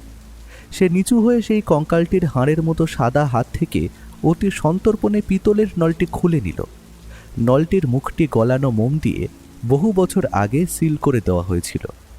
ও পকেট থেকে তার ধারালো ছোট ছুরিটি বের করে অতি সাবধানে সেই সিল কাটল। ভেতরে দেখা গেল একটা পাকানো জীর্ণ কাগজ, যা সময়ের ভারে হলদেটে হয়ে গিয়েছে। কাগজটি খুলেই ব্যোমকেশের চোখ দুটো তৃপ্তিতে উজ্জ্বল হয়ে উঠল। সে ফিসফিস করে বলল, অজিত, এটা স্রেফ কোনো ম্যাপ নয়, এটা হলো নবাব আলীবর্দী খাঁর ব্যক্তিগত খাস মুন্সির শেষ স্বীকারোক্তি। এতে পরিষ্কার লেখা আছে কেন এই সুড়ঙ্গ পথটি জনচক্ষুর আড়ালে তৈরি করা হয়েছিল, আর কেনই বা আসল পাণ্ডুলিপিটি এখানে লুকিয়ে রাখা জরুরি ছিল। আমি রুদ্ধশ্বাসে ব্যোমকেশের দিকে তাকালাম। ও সংক্ষেপে ব্যাখ্যা করল, পাণ্ডুলিপিটা আসলে কোনো স্বর্ণমুদ্রা বা অলংকারের গুপ্তধনের হদিশ নয়। ওটা হলো এক চরম বিশ্বাসঘাতকতার দলিল। কাশিমবাজারের এই জমিদার বংশের আদি পুরুষরা নবাবের চরম দুঃসময়ে তার সাথে এক বড় সড়ো বেইমানি করেছিলেন। সেই বেইমানির কাহিনী জানাজানি হলে আজও তাদের এই অর্জিত বংশমর্যাদা আর সামাজিক প্রতিপত্তি ধুলোয় মিশে যাবে। রজনীকান্ত বাবু হয়তো তার পূর্বপুরুষদের এই অন্ধকার দিকটি জানেন না, কিন্তু এই বাড়ির অন্য কেউ তা অক্ষরে অক্ষরে জানে। সে চেয়েছে এই ইতিহাসের পাতা চিরতরে মুছে ফেলতে, কিন্তু আমি একজন সত্যান্বেষী হয়ে সেটা হতে দিতে পারি না। ঠিক এমন সময় আমাদের মাথার ওপরের কাঠের মেঝেতে আবার খটখট শব্দ শোনা গেল। এবার শব্দটা অনেক বেশি স্পষ্ট, যেন কেউ ঠিক আমাদের মাথার ওপরেই পায়চারি করছে। ভায়া তৎক্ষণাৎ টর্চটা নিভিয়ে দিল। সেই গা ছমছমে অন্ধকারে আমরা দুজনে পাথরের মূর্তির মতো নিঃশ্বাস বন্ধ করে দাঁড়িয়ে রইলাম। ওপরের তলা থেকে তখন এক চাপা কথোপকথন ভেসে আসছিল। ওরা নিচে আটকা পড়েছে, কিন্তু বেশি সময় দেওয়া ঠিক হবে না। পুলিশ একবার এসে হাজির হলে সব পরিকল্পনা ভেস্তে যাবে। চিন্তা করো না, আজ রাতে সুড়ঙ্গের ওই প্রবেশপথটা স্থায়ীভাবে বন্ধ করে দেব। পাণ্ডুলিপিটা একবার আমাদের দখলে এলে আর কোনো চিন্তা নেই। দ্বিতীয় কণ্ঠস্বরটি কানে যেতেই আমার শরীর দিয়ে এক শীতল স্রোত বয়ে গেল। ওটা নীতিশের গলা, অথচ নীতিশকে আমাদের কাছে কত বিনয়ী, মার্জিত আর সজ্জন বলে মনে হয়েছিল। ব্যোমকেশ অন্ধকারের মধ্যে আমার হাত ধরে টানল। আমরা সেই সরু আর স্যাঁতস্যাঁতে গলিটা ধরে নিঃশব্দে এগোতে লাগলাম। সুড়ঙ্গটা এখানে একটু খাড়াই হয়ে ওপরের দিকে উঠে গেছে। কিছুক্ষণ অন্ধকার হাতড়ে হাঁটার পর সামনে একটা ছোট কাঠের কপাট নজরে এলো। ভায়া অতি সন্তর্পণে তাতে একটা মৃদু ধাক্কা দিতেই কপাটটা একটু ফাঁক হলো। সাথে সাথে রান্নার মশলার ঘ্রাণ আর গরম হাওয়ার একটা ঝাপটা আমাদের মুখে লাগলো। আমরা যেখানে এসে বেরোলাম সেটা হলো জমিদার বাড়ির পুরনো ঠাকুর দালান সংলগ্ন বিশাল হেঁসেল ঘর। ঘড়িতে তখন রাত 3টে, তাই রান্নাঘরটা একদম নির্জন। ও চট করে চারিদিকটা দেখে নিয়ে নিশ্চিত হলো যে কেউ কোথাও নেই। আমরা পা টিপে টিপে রান্নাঘর থেকে বেরিয়ে বড় হলঘরের দিকে পা বাড়ালাম। হলঘরের ভেতরে প্রবেশ করতেই আমরা এক অভাবনীয় দৃশ্য দেখলাম। ঘরের মাঝখানে বড় একটা সোফায় রজনীকান্ত বাবু বসে আছেন। তার কাঁপা হাতে ধরা একটা বন্দুক, আর তার ঠিক সামনে অপরাধীর মতো দাঁড়িয়ে আছেন শোভনলাল বাবু। শোভনলাল বাবুর হাতে একটা রক্তমাখা বড় ছুরি। আমাদের অক্ষত অবস্থায় ফিরে আসতে দেখে দুজনেই পাথরের মতো স্তব্ধ হয়ে গেলেন। রজনীকান্ত বাবু প্রায় চিৎকার করে উঠলেন, ব্যোমকেশবাবু, আপনারা বেঁচে আছেন? এই যে দেখুন, শোভনলালই আমার বিশ্বস্ত ভৃত্যকে খুন করেছে। ও নিজেই স্বীকার করেছে সব। শোভনলাল বাবু থরথর করে কাঁপছিলেন। তিনি রজনীবাবুর পায়ের কাছে বসে পড়ে আর্তনাদ করে বললেন, না কর্তা, আমি খুন করিনি কর্তা। আমি শুধু আপনার ওই পাণ্ডুলিপিটা সরিয়েছিলাম, তাও আমাকে বাধ্য করা হয়েছিল কর্তা। আমি খুনি নই, সত্যি বলছি কর্তা। ও ধীর পদে এগিয়ে গিয়ে রজনীকান্ত বাবুর বন্দুকের নলটা আলতো করে নিচু করে দিল। শান্ত গলায় বলল, রজনীবাবু, সত্য সবসময় ততটা সরল হয় না যতটা ওপর থেকে দেখা যায়। শোভনলাল বাবু ছিঁচকে চোর হতে পারেন, জালিয়াতিতে পটু হতে পারেন, কিন্তু ঠান্ডা মাথায় একটা মানুষকে খুন করার মতো বুকের পাটা ওনার নেই। ঠিক এই মুহূর্তে নীতিশকে সিঁড়ি দিয়ে দ্রুত বেগে নিচে নেমে আসতে দেখলাম। আমাদের দেখে সে এক মুহূর্তের জন্য যেন স্থির হয়ে গেল। তারপর মুহূর্তের মধ্যে নিজের ওপরে নিয়ন্ত্রণ ফিরে পেয়ে বলল, আরে ব্যোমকেশবাবু, আপনারা ওই অভিশপ্ত সুড়ঙ্গ থেকে জ্যান্ত ফিরে এলেন কি করে? আমরা তো আপনাদেরকে সারা বাড়ি তন্ন তন্ন করে খুঁজছিলাম। শেষে কোথাও না পেয়ে ভাবছিলাম যে এবার বুঝি পুলিশে খবর দেব। ব্যোমকেশ নীতিশের দিকে তাকিয়ে এক বিচিত্র আর ক্রূর হাসি হাসল।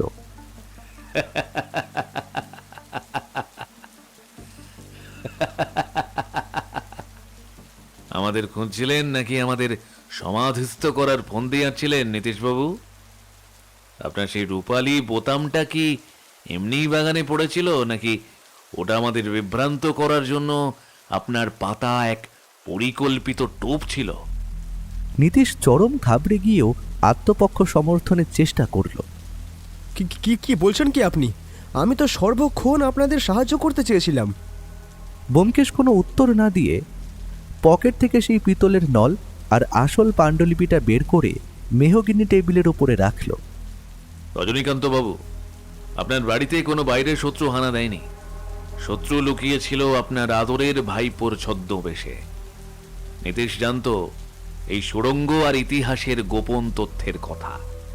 সে চেয়েছিল আসল পাণ্ডুলিপিটা সরিয়ে ফেলতে, কারণ তাতে লেখা আছে আপনাদের পরিবারের সেই আদি কলঙ্কিত ইতিহাস, যা ফাঁস হলে আপনাদের এই আভিজাত্য তাসের ঘরের মতো ভেঙে পড়বে। নীতিশ এবার তার মুখোশ খুলে ফেলল। তার মুখটা রাগে আর হতাশায় বিকৃত হয়ে উঠল। সে কর্কশ গলায় বলল, প্রমাণ কোথায়? এই কয়েক টুকরো জীর্ণ কাগজ কি আমার বিরুদ্ধে আদালতে প্রমাণ হয়ে দাঁড়াবে? ব্যোমকেশ টেবিলের ওপরে ঝুঁকে পড়ে বলল, প্রমাণ অনেক আছে নীতিশবাবু। আপনি সুড়ঙ্গের ওপর থেকে যখন আমাদের হুমকি দিচ্ছিলেন, তখন আপনি একটি ছোট্ট ভুল করে ফেলেছেন। আপনার জামায় লেগে থাকা এক বিশেষ ধরনের দুর্মূল্য ধূপের গন্ধ নিচের গুমোট হাওয়ায় মিশে গিয়েছিল। যে ধূপ রজনীবাবু কেবল তাঁর উপাসনা ঘরে ব্যবহার করেন, এবং আপনি সেখান থেকেই সরাসরি সুড়ঙ্গ মুখে এসেছিলেন। আর এই শোভনলাল বাবুকে আপনি ব্ল্যাকমেল করে জাল পাণ্ডুলিপি তৈরি করতে বাধ্য করেছিলেন। কে? আমি ভুল বলছি শোভনলাল বাবু? শোভনলাল বাবু এবার হাউ হাউ করে কেঁদে সব উগরে দিলেন। হ্যাঁ বাবু, নীতিশই আমাকে বলেছিল আমি যদি নকল পাণ্ডুলিপি বানিয়ে না দিই, তবে ও আমাকে ওই পুরনো জালিয়াতির মামলায় পুলিশের কাছে ধরিয়ে দেবে। ওই নিরীহ ভৃত্যটিকেও ও নিজেই সরিয়ে দিয়েছে বাবু, কারণ সে নীতিশকে ওই সুড়ঙ্গে ঢুকতে দেখে ফেলেছিল। বাবু। ধরা পড়ে গিয়ে নীতিশ হিতাহিত জ্ঞান হারিয়ে ফেলল। সে পকেট থেকে একটা ছোট পিস্তল বের করে আমাদের দিকে তাক করল। অনেক হয়েছে ব্যোমকেশবাবু, আপনি বড় বেশি জেনে ফেলেছেন, কিন্তু আজকের রাতে এই সমস্ত গল্পের শেষ হবে, তাও আমার হাতে। ঠিক সেই মুহূর্তেই বাইরে এক প্রচণ্ড বজ্রপাত হল। অট্টালিকার জানলার সার্সিগুলো থরথর করে কেঁপে উঠল। বজ্রের সেই গগনবিদারী আওয়াজে নীতিশ এক মুহূর্তের জন্য চমকে উঠতেই ব্যোমকেশ বাঘের মতো ক্ষিপ্রতায় তার উপরে ঝাঁপিয়ে পড়ল। দুজনের মধ্যে শুরু হলো জানান্তিক ধস্তাধস্তি। আমি হাতের লাঠিটা বাগিয়ে এগিয়ে গেলাম সাহায্যের জন্য, কিন্তু নীতিশ ছিল শরীরে বলবান এবং টকবগে যুবক। সে সজোরে এক ধাক্কায় ব্যোমকেশকে দূরে ফেলে দিল, আর মেঝেতে হাঁটু গেড়ে বসে পিস্তলটা সরাসরি ওর বুক বরাবর তাক করল। ঠিক সেই মুহূর্তে ভাগ্যদেবী যেন স্বয়ং বিচারকের আসনে বসলেন। নীতিশ যখন ট্রিগারে আঙুল চাপতে যাবে, তখন এক বিকট শব্দে লাইব্রেরির সেই অতিকায় পুরনো ঝাড় লণ্ঠনটা হুড়মুড় করে ছিঁড়ে ঠিক ওর মাথার উপরে আছড়ে পড়ল। কয়েক কুইন্টাল ওজনের সেই কাঁচ আর পিতলের ঝাড় লণ্ঠনের তলায় নীতিশ পিষ্ট হয়ে আর্তনাদ করে মেঝেতে লুটিয়ে পড়ল। ঘরের ভেতরে ধুলো আর ভাঙা কাঁচের এক কুয়াশা তৈরি হলো। রজনীকান্তবাবু কাঁপতে কাঁপতে বন্দুক নিয়ে এগিয়ে এলেন। ও ধীরে সুস্থে মাটি থেকে উঠে দাঁড়িয়ে নিজের গায়ের ধুলো ছাড়ল। সে স্থির দৃষ্টিতে উপরের দিকে তাকালো। ঝাল লণ্ঠনের মোটা দড়িটা কেউ কেটে দেয়নি। ওটা দীর্ঘদিনের পুরনো, আর আজকের সেই প্রবল কালবৈশাখীর ঝোড়ো হাওয়ায় আলগা হয়ে গিয়েছিল। ভায়া একটা দীর্ঘশ্বাস ফেলে আমার দিকে চেয়ে বলল, অজিত, মানুষ যখন বিচারের ঊর্ধ্বে চলে যায় তখন প্রকৃতি চরম বিচারকের ভূমিকা নেয়। তবে রহস্যের শেষ পাতাটা এখনো পড়া বাকি।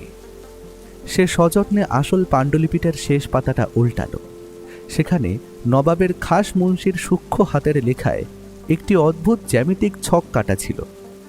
ব্যোমকেশ সেটা রজনীবাবুকে দেখিয়ে বলল, রজনীকান্ত বাবু, এই পাণ্ডুলিপি আপনাকে সরাতেই হবে, তবে আগুনে পুড়িয়ে নয়।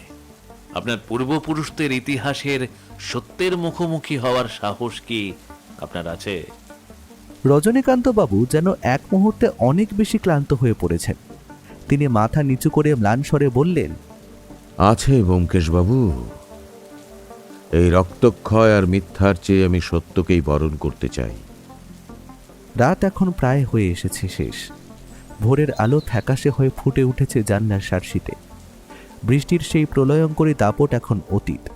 কেবল গাছপালা থেকে টুপটুপ করে জল পড়ার শব্দটাই নিস্তব্ধতাকে ভাঙছে। আকাশের এক কোণে এক ফালি রূপলি রেখা দেখা যাচ্ছে, যা গত রাতের বিভীষিকাময় অন্ধকারের সমাপ্তি ঘোষণা করছে। কিন্তু হ্যারিসন রোডের সেই শান্ত সকাল আর কাশিম বাজারের এই জমিদার বাড়ির ভোরের মধ্যে দুস্তর ব্যবধান। এখানে বাতাসে এখনো বারুদের গন্ধ আর ষড়যন্ত্রের তিতকুটে স্বাদ লেগে আছে। নীতিশকে লাইব্রেরি ঘরের এক কোণে শক্ত করে বেঁধে রাখা হয়েছে। তার মাথায় পট্টি বেঁধে দেওয়া হলেও চোখ দিয়ে তখনও ঘৃণা আর অতৃপ্ত লোভের আগুন ঠিকরে বেরোচ্ছে। শোভনলালবাবু অন্য এক কোণে জড়সড় হয়ে বসে আছেন। রজনীকান্তবাবু যেন এক রাতেই 10 বছর বুড়িয়ে গেছেন। তিনি তার কাঁপা হাতে একটা লাঠি আঁকড়ে ধরে আমাদের সাথে বাগানের দিকে পা বাড়ালেন। ব্যোমকেশ আগে আগে হাঁটছিল। ওর হাতে সেই আসল পাণ্ডুলিপি আর পিতলের নল থেকে উদ্ধার করা সেই রহস্যময় মানচিত্র। বাগানের ভিজে মাটি আমাদের জুতোর তলায় লেপ্টে যাচ্ছিল। অশ্বত্থ গাছটার কাছে পৌঁছতেই এক ঝাঁক কাক কা কা শব্দে উড়ে গেল, যেন তারা কোনো অশনি সংকেত দিয়ে আমাদের আগমনে বিরক্তি প্রকাশ করছে। ও গাছটার চারপাশ একবার তীক্ষ্ণ নজরে দেখে নিল। তারপর মানচিত্রটা চোখের সামনে ধরে সূর্যের প্রথম কিরণটার দিকে তাকালো। সূর্যের আলো যখন অশ্বত্থ গাছের একটা নির্দিষ্ট ডালের ছায়া মাটির উপরে লম্বা করে ফেলল, ও ঠিক সেই ছায়ার শেষ প্রান্তে নিজের ছড়িটা সজোরে গেঁথে দিল। রজনীকান্ত বাবু, ঠিক এইখানটাই খুঁড়তে হবে। ব্যোমকেশ শান্ত অথচ গাম্ভীর্যপূর্ণ গলায় বলল। আমি একটু অবাক হয়ে বললাম, এখানে তো সেই দুর্ভাগা ভৃত্যটির দেহ পাওয়া গিয়েছিল। পুলিশ কি এই জায়গাটা খুঁড়ে দেখেনি? ব্যোমকেশ মৃদু হাসল। পুলিশ দেখেছিল ঠিকই অজিত, কিন্তু তাদের নজর ছিল কেবল লাশের ওপর। তারা মাটির অত গভীরে যাওয়ার প্রয়োজন মনে করেনি। আর খুনিও জায়গাটা অত্যন্ত ধূর্ততার সঙ্গে বেছে নিয়েছিল, যাতে লোকে ভূতের ভয় বা কাল নাগিনীর উপদ্রবের কারণে এখানে আর পা না দেয়। কিন্তু এই অশ্বত্থ গাছটা শুধু নীরব সাক্ষী নয়, ওটা একটা সমাধি ফলক। রজনীকান্তবাবু কম্পিত স্বরে বললেন, সমাধি ফলক? কার সমাধি ব্যোমকেশবাবু? ও উত্তর না দিয়ে মালিকে ইশারা করল। সে আগেই একটা কোদাল জোগাড় করে রেখেছিল। আমি আর সেই বিশ্বস্ত পুরনো মালি মিলে মাটি খুঁড়তে শুরু করলাম। প্রায় 3 ফুট গভীরে যেতেই কোদালের মাথায় একটা শক্ত ধাতব শব্দ হলো। শব্দটা শোনা মাত্রই আমরা সবাই স্থাণুর মতো দাঁড়িয়ে পড়লাম। ভায়া তৎক্ষণাৎ হাঁটু গেড়ে বসে হাত দিয়ে কাদা সরাতে শুরু করলো। আমরাও তাকে সাহায্য করতে লাগলাম। কিছুক্ষণ ধস্তাধস্তির পর বেরিয়ে এলো একটা পুরনো লোহার সিন্দুক। আকারে সিন্দুকটা খুব প্রকাণ্ড নয়, কিন্তু অসম্ভব ভারী। সেটার গায়ে পুরু মরচে ধরেছে, আর তার ডালায় খোদাই করা আছে সেই একই প্রাচীন চিহ্ন যা আমার রক্তমাখা পাণ্ডুলিপিতে দেখেছিলাম। সিন্দুকটা ওপরে তুলতে আমাদের বেশ কসরত করতে হলো। কোনো মতে সেটা উপরে আনার পর ব্যোমকেশ তার জাদুকরি কৌশলে চাবি ছাড়াই তালাটা খুলল। আমরা সবাই রুদ্ধশ্বাসে ভেতরে তাকালাম, কিন্তু অবাক বিষয়ে দেখলাম সেখানে কোনো হিরে জহরত নেই। নীলা বা সোনার মোহরের স্তূপ নেই। তার বদলে ভেতরে রয়েছে কিছু জীর্ণ দলিল, একটা প্রাচীন রাজকীয় ফরমান আর পিতলের তৈরি একটা তাসবিহ। রজনীকান্তবাবু চরম হতাশ হয়ে কাঁপা গলায় বললেন, এই কি সেই সম্পদ? এই সামান্য একটা তসবিহের জন্য এতগুলো প্রাণ গেল? এই জীর্ণ কাগজগুলো আর এই তসবিহের জন্য নীতিশ কেন হিতাহিত জ্ঞান হারিয়ে পাগল হয়েছিল? ও দলিলগুলো হাতে তুলে নিয়ে রজনীকান্তবাবুর দিকে তাকালো। তার চোখের দৃষ্টিতে তখন গভীর মমতা। ও সেই জীর্ণ দলিলের ওপর টর্চের আলো ফেলে পড়তে শুরু করলো। ওর কপাল কুঁচকে এলো, চোয়াল শক্ত হলো। এক দীর্ঘ স্তব্ধতার পর সে রজনীকান্তবাবুর চোখের দিকে সরাসরি তাকিয়ে অত্যন্ত ভারী গলায় বলতে শুরু করলো, রজনীকান্ত বাবু, নীতিশ আসলে কোনো পার্থিব সম্পদের খোঁজ করছিল না, সে ইতিহাসকে হত্যা করতে চেয়েছিল। এই দলিলে লেখা আছে 1757 সালের এক কালিমা লিপ্ত রাতের কথা। পলাশির যুদ্ধের ঠিক প্রাক্কালে আপনার পূর্বপুরুষ, যিনি নবাব আলীবর্দী খাঁর অতি বিশ্বস্ত সেনাপতি ছিলেন, তিনি নবাবের পরিবারের একটি অংশকে শত্রু সৈন্যের হাত থেকে বাঁচানোর প্রতিশ্রুতি দিয়ে এই প্রাসাদের সুড়ঙ্গে আশ্রয় দিয়েছিলেন। কিন্তু শেষ মুহূর্তে তিনি বেইমানি করেন। ইংরেজদের সাথে হাত মিলিয়ে তিনি উপহার পান এই বিশাল জমিদারি আর অঢের ঐশ্বর্য। আর ওই যে পিতলের তাসবিটা দেখছেন, ওটা ছিল স্বয়ং নবাবের পবিত্র উপাসনার বস্তু। আপনার পূর্বপুরুষ নবাবের সেই আশ্রিত মানুষদের এই সুড়ঙ্গের ভেতরেই জ্যান্ত কবর দিয়েছিলেন, যাতে তার বিশ্বাসঘাতকতার কোনো জীবন্ত সাক্ষী না থাকে। রজনীকান্তবাবু এক নিমেষে যেন পাথরের মূর্তিতে পরিণত হলেন। তার হাতের লাঠিটা ধক করে মাটিতে পড়ে গেল। রুদ্ধস্বরে তিনি বললেন, তার মানে আমার এই দীর্ঘ আভিজাত্য, এই ঐতিহ্যের অট্টালিকা সবই নিরপরাধ মানুষের রক্তের ওপর দাঁড়িয়ে রয়েছে? ব্যোমকেশ দলিলগুলো গুছিয়ে নিয়ে বলল, নীতিশ কোনোভাবেই এই বিভৎস সত্যটা জেনে ফেলেছিল। সে চেয়েছিল এই সমস্ত প্রমাণ চিরতরে ধ্বংস করে দিতে, যাতে আপনাদের বংশের এই কলঙ্ক পৃথিবীর কেউ জানতে না পারে। শোভনলালকে সে দাবার ঘুঁটি করে জাল পাণ্ডুলিপি তৈরি করেছিল, যাতে লোকে ওটাকে কেবল এক অবাস্তব গুপ্তধনের গল্প বলে মনে করে। কিন্তু বেইমানির ইতিহাস কি অত সহজে চাপা দেওয়া যায়? আপনাদের সেই বৃদ্ধ ভৃত্য সম্ভবত মাটি খোঁড়ার শব্দ পেয়েছিল, বা নীতিশকে বাগানে সন্দেহজনক কিছু করতে দেখে ফেলেছিল, তাই তাকে ওই সুড়ঙ্গবাসীদের মতোই অকালে প্রাণ দিতে হলো। কিন্তু নীতিশ তো একাই প্রমাণ সরাতে পারত। তবে আমাদের সামনে এত নাটক সাজানোর কি প্রয়োজন ছিল? ও আকাশের দিকে তাকিয়ে এক দীর্ঘশ্বাস ফেলে সিগারেট ধরালো।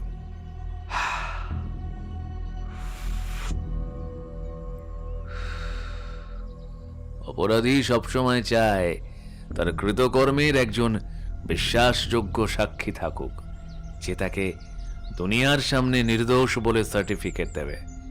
সে ভেবেছিল, আমাকে যদি সে জালিয়াতির জালে ভুল পথে চালিত করতে পারে, তবে আমার মুখ দিয়েই সে নিজেকে নির্দোষ প্রমাণ করাবে। কিন্তু সে জানতো না, সত্যের তেজ সহ্য করার ক্ষমতা সবার থাকে না। হঠাৎ অন্দরমহল থেকে এক বুক ফাটা আর্তনাদ ভেসে এলো। আমরা দিকবেদিক জ্ঞানশূন্য হয়ে দৌড়ে লাইব্রেরি ঘরে ঢুকলাম। ঘরে ঢুকে স্তম্ভিত, নীতিশ সেখানে নেই। মেঝেতে দড়িগুলো পড়ে আছে, জানলার কাঁচ ভাঙা। ব্যোমকেশ গর্জন করে উঠল, অজিত, সুড়ঙ্গের দিকে চলো, ও ওখানেই গেছে। আমরা যখন সুড়ঙ্গের প্রবেশপথে পৌঁছলাম, দেখলাম পাথরের সেই স্ল্যাবটা হাট করে খোলা। সুড়ঙ্গের মুখ দিয়ে আগুনের লেলিহান শিখা কুণ্ডলি পাকিয়ে বেরোচ্ছে। ভেতরে নীতির সমস্ত নথিপত্রে আগুন ধরিয়ে দিয়েছে। উন্মত্তের মতো সে হাসছে। সেই হাসিতে মানুষের স্বর নেই। সব শেষ, সব শেষ। কোনো প্রমাণ থাকবে না, কোনো প্রমাণ নয়। দুনিয়ার কেউ জানবে না যে আমরা বেঈমান। কেউ জানবে না, কেউ না। আগুনের উত্তাপ সুড়ঙ্গের গুমট গ্যাসে আরো বহুগুণ বেড়ে গেল। ও ভেতরে ঢোকার চেষ্টা করল, কিন্তু আগুনের হলকা আর কালো ধোঁয়ায় পিছিয়ে আসতে বাধ্য হলো। আমি চিৎকার করলাম, নীতিশ, বেরিয়ে এসো, পাগলামি করো না। কিন্তু নীতিশ তখন আগুনের সেই প্রলয়ের নৃত্যে মত্ত। হঠাৎ এক বিকট শব্দে সারা বাড়ি কেঁপে উঠল। সুড়ঙ্গের ভেতরে জমে থাকা প্রাচীন কোনো দাহ্য গ্যাস বা বারুদের অবশিষ্টাংশ ফেটে গেল। চোখের পলকে সুড়ঙ্গের ছাদটা হুড়মুড় করে ধসে পড়ল। পৃথিবী যেন গ্রাস করে নিল নীতিশ আর সেই কয়েকশো বছরের অন্ধকার ইতিহাসকে। আমরা মন্ত্রমুগ্ধের মতো স্তব্ধ হয়ে দাঁড়িয়ে রইলাম। ধুলোর মেঘ ধীরে ধীরে থিতিয়ে এলো। রজনীকান্তবাবু মাটির উপর হাঁটু কেড়ে বসে ডুকরে কেঁদে উঠলেন। ব্যোমকেশ ওর কাঁধে হাত রেখে পরম মমতায় বলল, রজনীকান্ত বাবু, যে পাপের বোঝা আপনি বইছিলেন না তা আজ ধুয়ে মুছে গেল। আপনার পূর্বপুরুষদের অন্যায়ের বিচার আজ প্রকৃতি নিজেই করে দিল। আপনি এখন কলঙ্ক মুক্ত। আমি ব্যোমকেশের দিকে তাকালাম।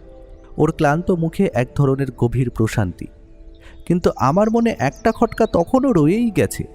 আমি বললাম, সেই পিতলের মূর্তি আর সোনার ফরমানটা তো সিন্ধুকের বাইরে আমাদের হাতে রয়ে গেছে, ওগুলোর কি হবে? ব্যোমকেশ একটা লম্বা ধোঁয়া ছাড়ল।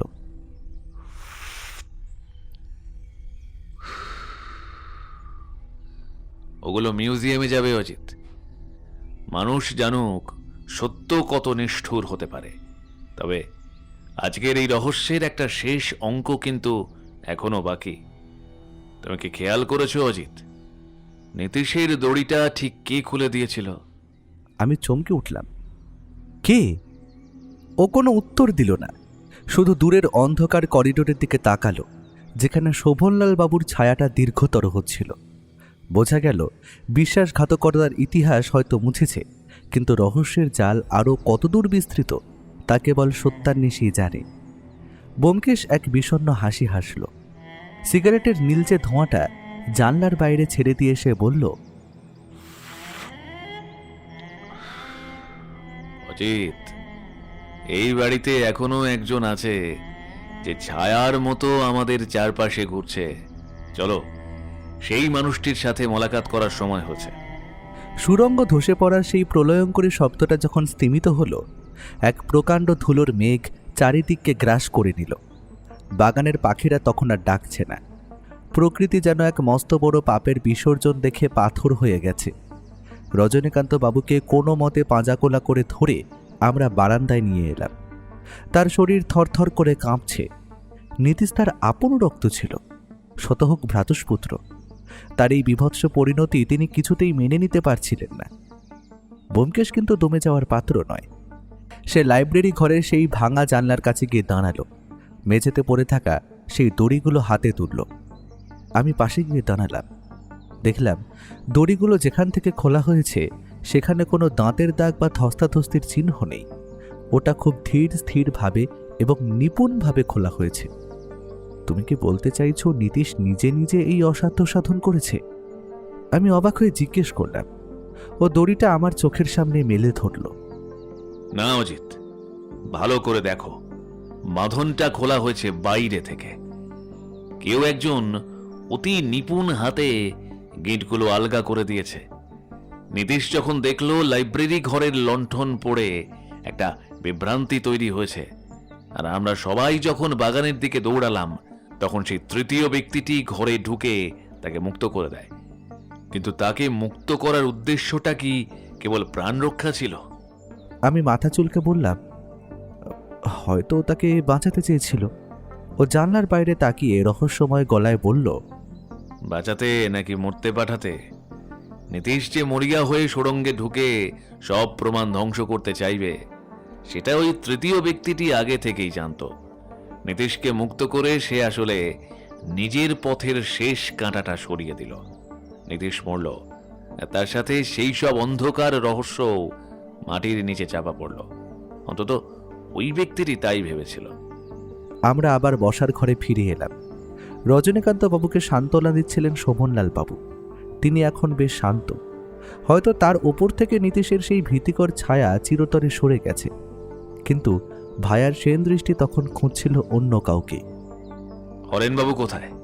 ওর এই আকস্মিক প্রশ্নে সবাই একটু চমকে উঠল। সেই বৃদ্ধ হরেন যে আমাদের প্রথম দিন চা দিয়ে গিয়েছিল, সে ধীর পায়ে ঘরের এক অন্ধকার কোণ থেকে বেরিয়ে এলো।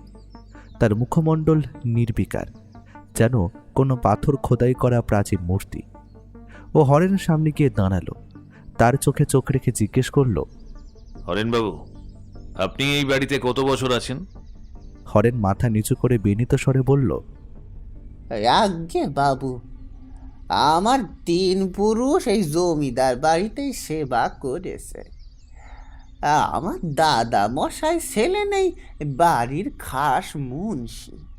মুন্সি শব্দটা শুনেই আমার মাথায় বিদ্যুতের মতো গতরাতের সেই পাণ্ডুলিপির কথাটা খেলে গেল।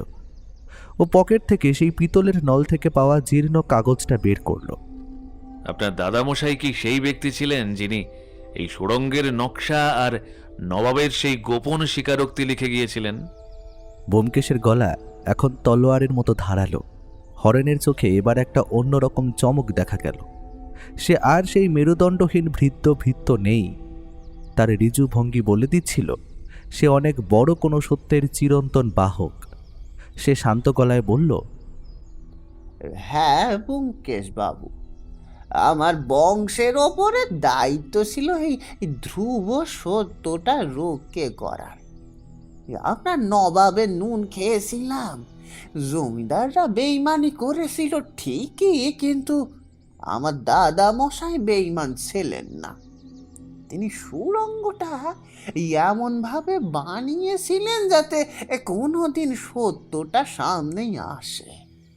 রজনীকান্তবাবু ফিসফিস করে বললেন, হরেন, তুমি সব জানতে? তবে তবে আমাকে বলনি কেন? হরেন করুণ চোখে তাঁর দিকে তাকালো। কথা বাবু, আপনি মানুষটা বড্ড ভালো। আপনার মনে কোনো পাপের বোঝা চাপাতে চায়নি, কিন্তু নীতিশ বাবু সব জেনে ফেলেছিলেন।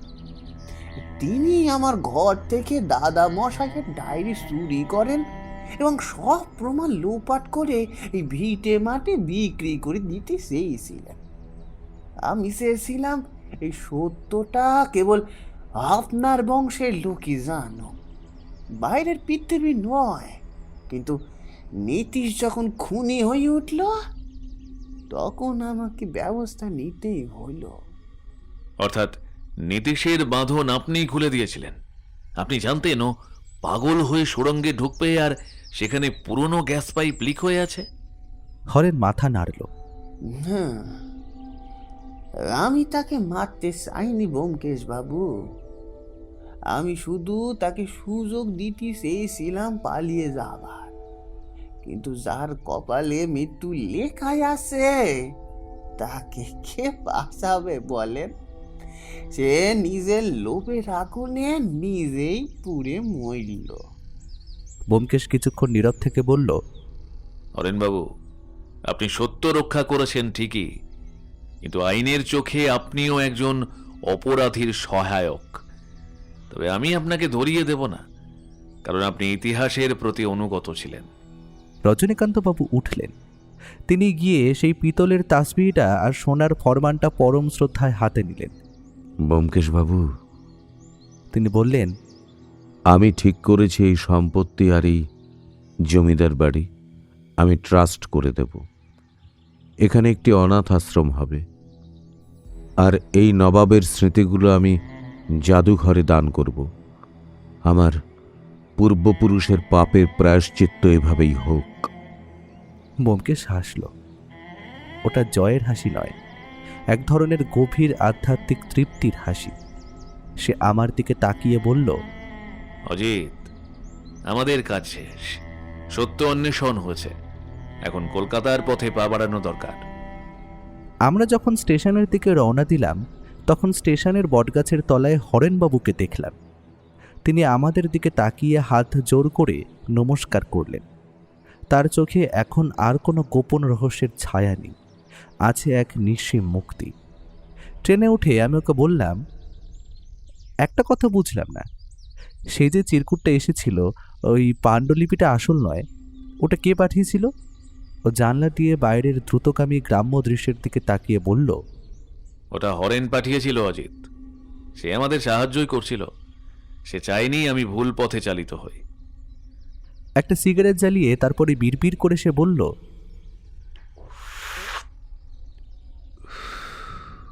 ইতিহাস সবসময় মধুর হয় না অজিত। রক্তের দাগ ধুয়ে ফেলা যায়, কিন্তু তার গন্ধ ইতিহাসের পাতায় চিরকাল থেকে যায়। কাশিমবাজার থেকে ফিরে আসার পর সপ্তাহখানেক কেটে গেছে। কলকাতার ব্যস্ত জীবন আবার আমাদের জাপটে ধরেছে, কিন্তু আমার মনের ভেতর এখনও সেই সুরঙ্গের ভ্যাপসা গন্ধ আর নীতিশের সেই শেষ আর্তনাদটা গেঁথে আছে। ভায়া আরামকেদারায় আধশোয়া হয়ে বসে এক মনে কনিংহ্যামের আর্কিওলজিক্যাল সার্ভে অফ ইন্ডিয়ার একটা পুরনো রিপোর্ট পড়ছে। বৌঠান চা আর গরম নিমকে দিয়ে গেছে। পুটিরাম রান্নাঘরে কি একটা মহোৎসব করছে, তার সুগন্ধ সারা বাড়িতে ছড়িয়ে পড়েছে। হঠাৎ ভায়া বইটা নামিয়ে রাখল। অজিত, একটা কথা ভাবছি। তারপরে বলল, ইতিহাস বড় অদ্ভুত জিনিস। আমরা মনে করি আমরা ইতিহাস লিখছি, কিন্তু আসলে ইতিহাসই আমাদের চালিত করে। ঠিক সেই সময় পুটিরাম এসে একটা খাম দিয়ে গেল। রজনীকান্তবাবুর চিঠি। তিনি লিখেছেন যে তিনি বাড়িটি অনাথ আশ্রমে রূপান্তরিত করেছেন এবং সেই ঐতিহাসিক নথিগুলো ভারতীয় সংগ্রহশালায় দান করেছেন। হরেন এখন সেই অনাথ শিশুদের দেখাশোনা করে। চিঠিটা পড়ার পর ঘরটা নিস্তব্ধ হয়ে গেল। ব্যোমকেশ সিগারেট ধরিয়ে একটা দীর্ঘ ধোঁয়া ছাড়ল, তারপর বলল,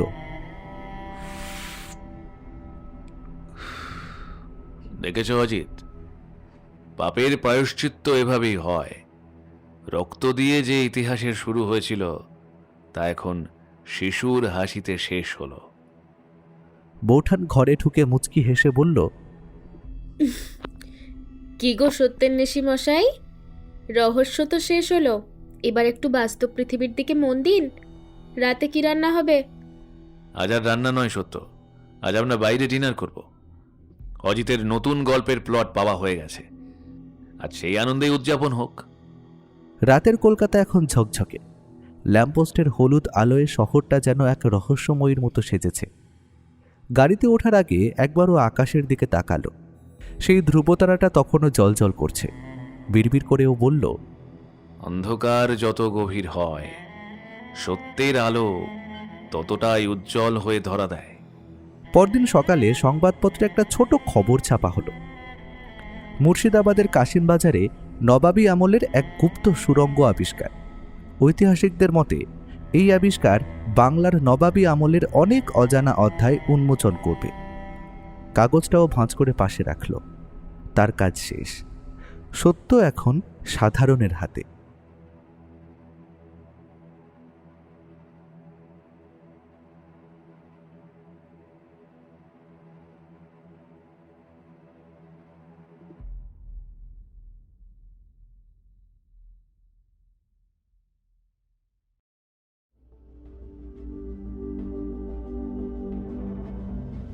সব রহস্যের সমাধান হয় না, কিছু রহস্য বেঁচে থাকে পরবর্তী গল্পের জন্য।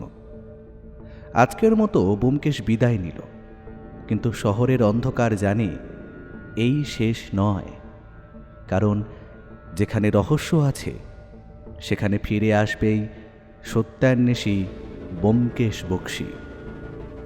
ভিডিওটি যদি আপনার ভালো লেগে থাকে তাহলে লাইক করুন, আর তার সঙ্গে হাইপ দিতে ভুলবেন না। এখনও পর্যন্ত যদি আমাদের চ্যানেলটিকে সাবস্ক্রাইব না করে থাকেন তাহলে এই রকমই আরও রহস্য রোমাঞ্চ গল্প শুনতে এক্ষুনি আমাদের চ্যানেলটি সাবস্ক্রাইব করুন, আর পাশে থাকা বেল আইকনে ক্লিক করে নোটিফিকেশন অন করে নিতে কিন্তু ভুলবেন না। খুব তাড়াতাড়ি আমরা আবার ফিরছি নতুন গল্প নিয়ে। ততক্ষণ পর্যন্ত সত্যান্বেষী ব্যোমকেশ বক্সীর আরও এই রকম রোমহর্ষক সহস্র গল্প শুনতে এই মুহূর্তে আপনাদের মোবাইল স্ক্রিনে আসা ডান দিকে এবং বাম দিকের দুটোর মধ্যে আপনার ইচ্ছে মতন যে কোনো একটায় ক্লিক করুন।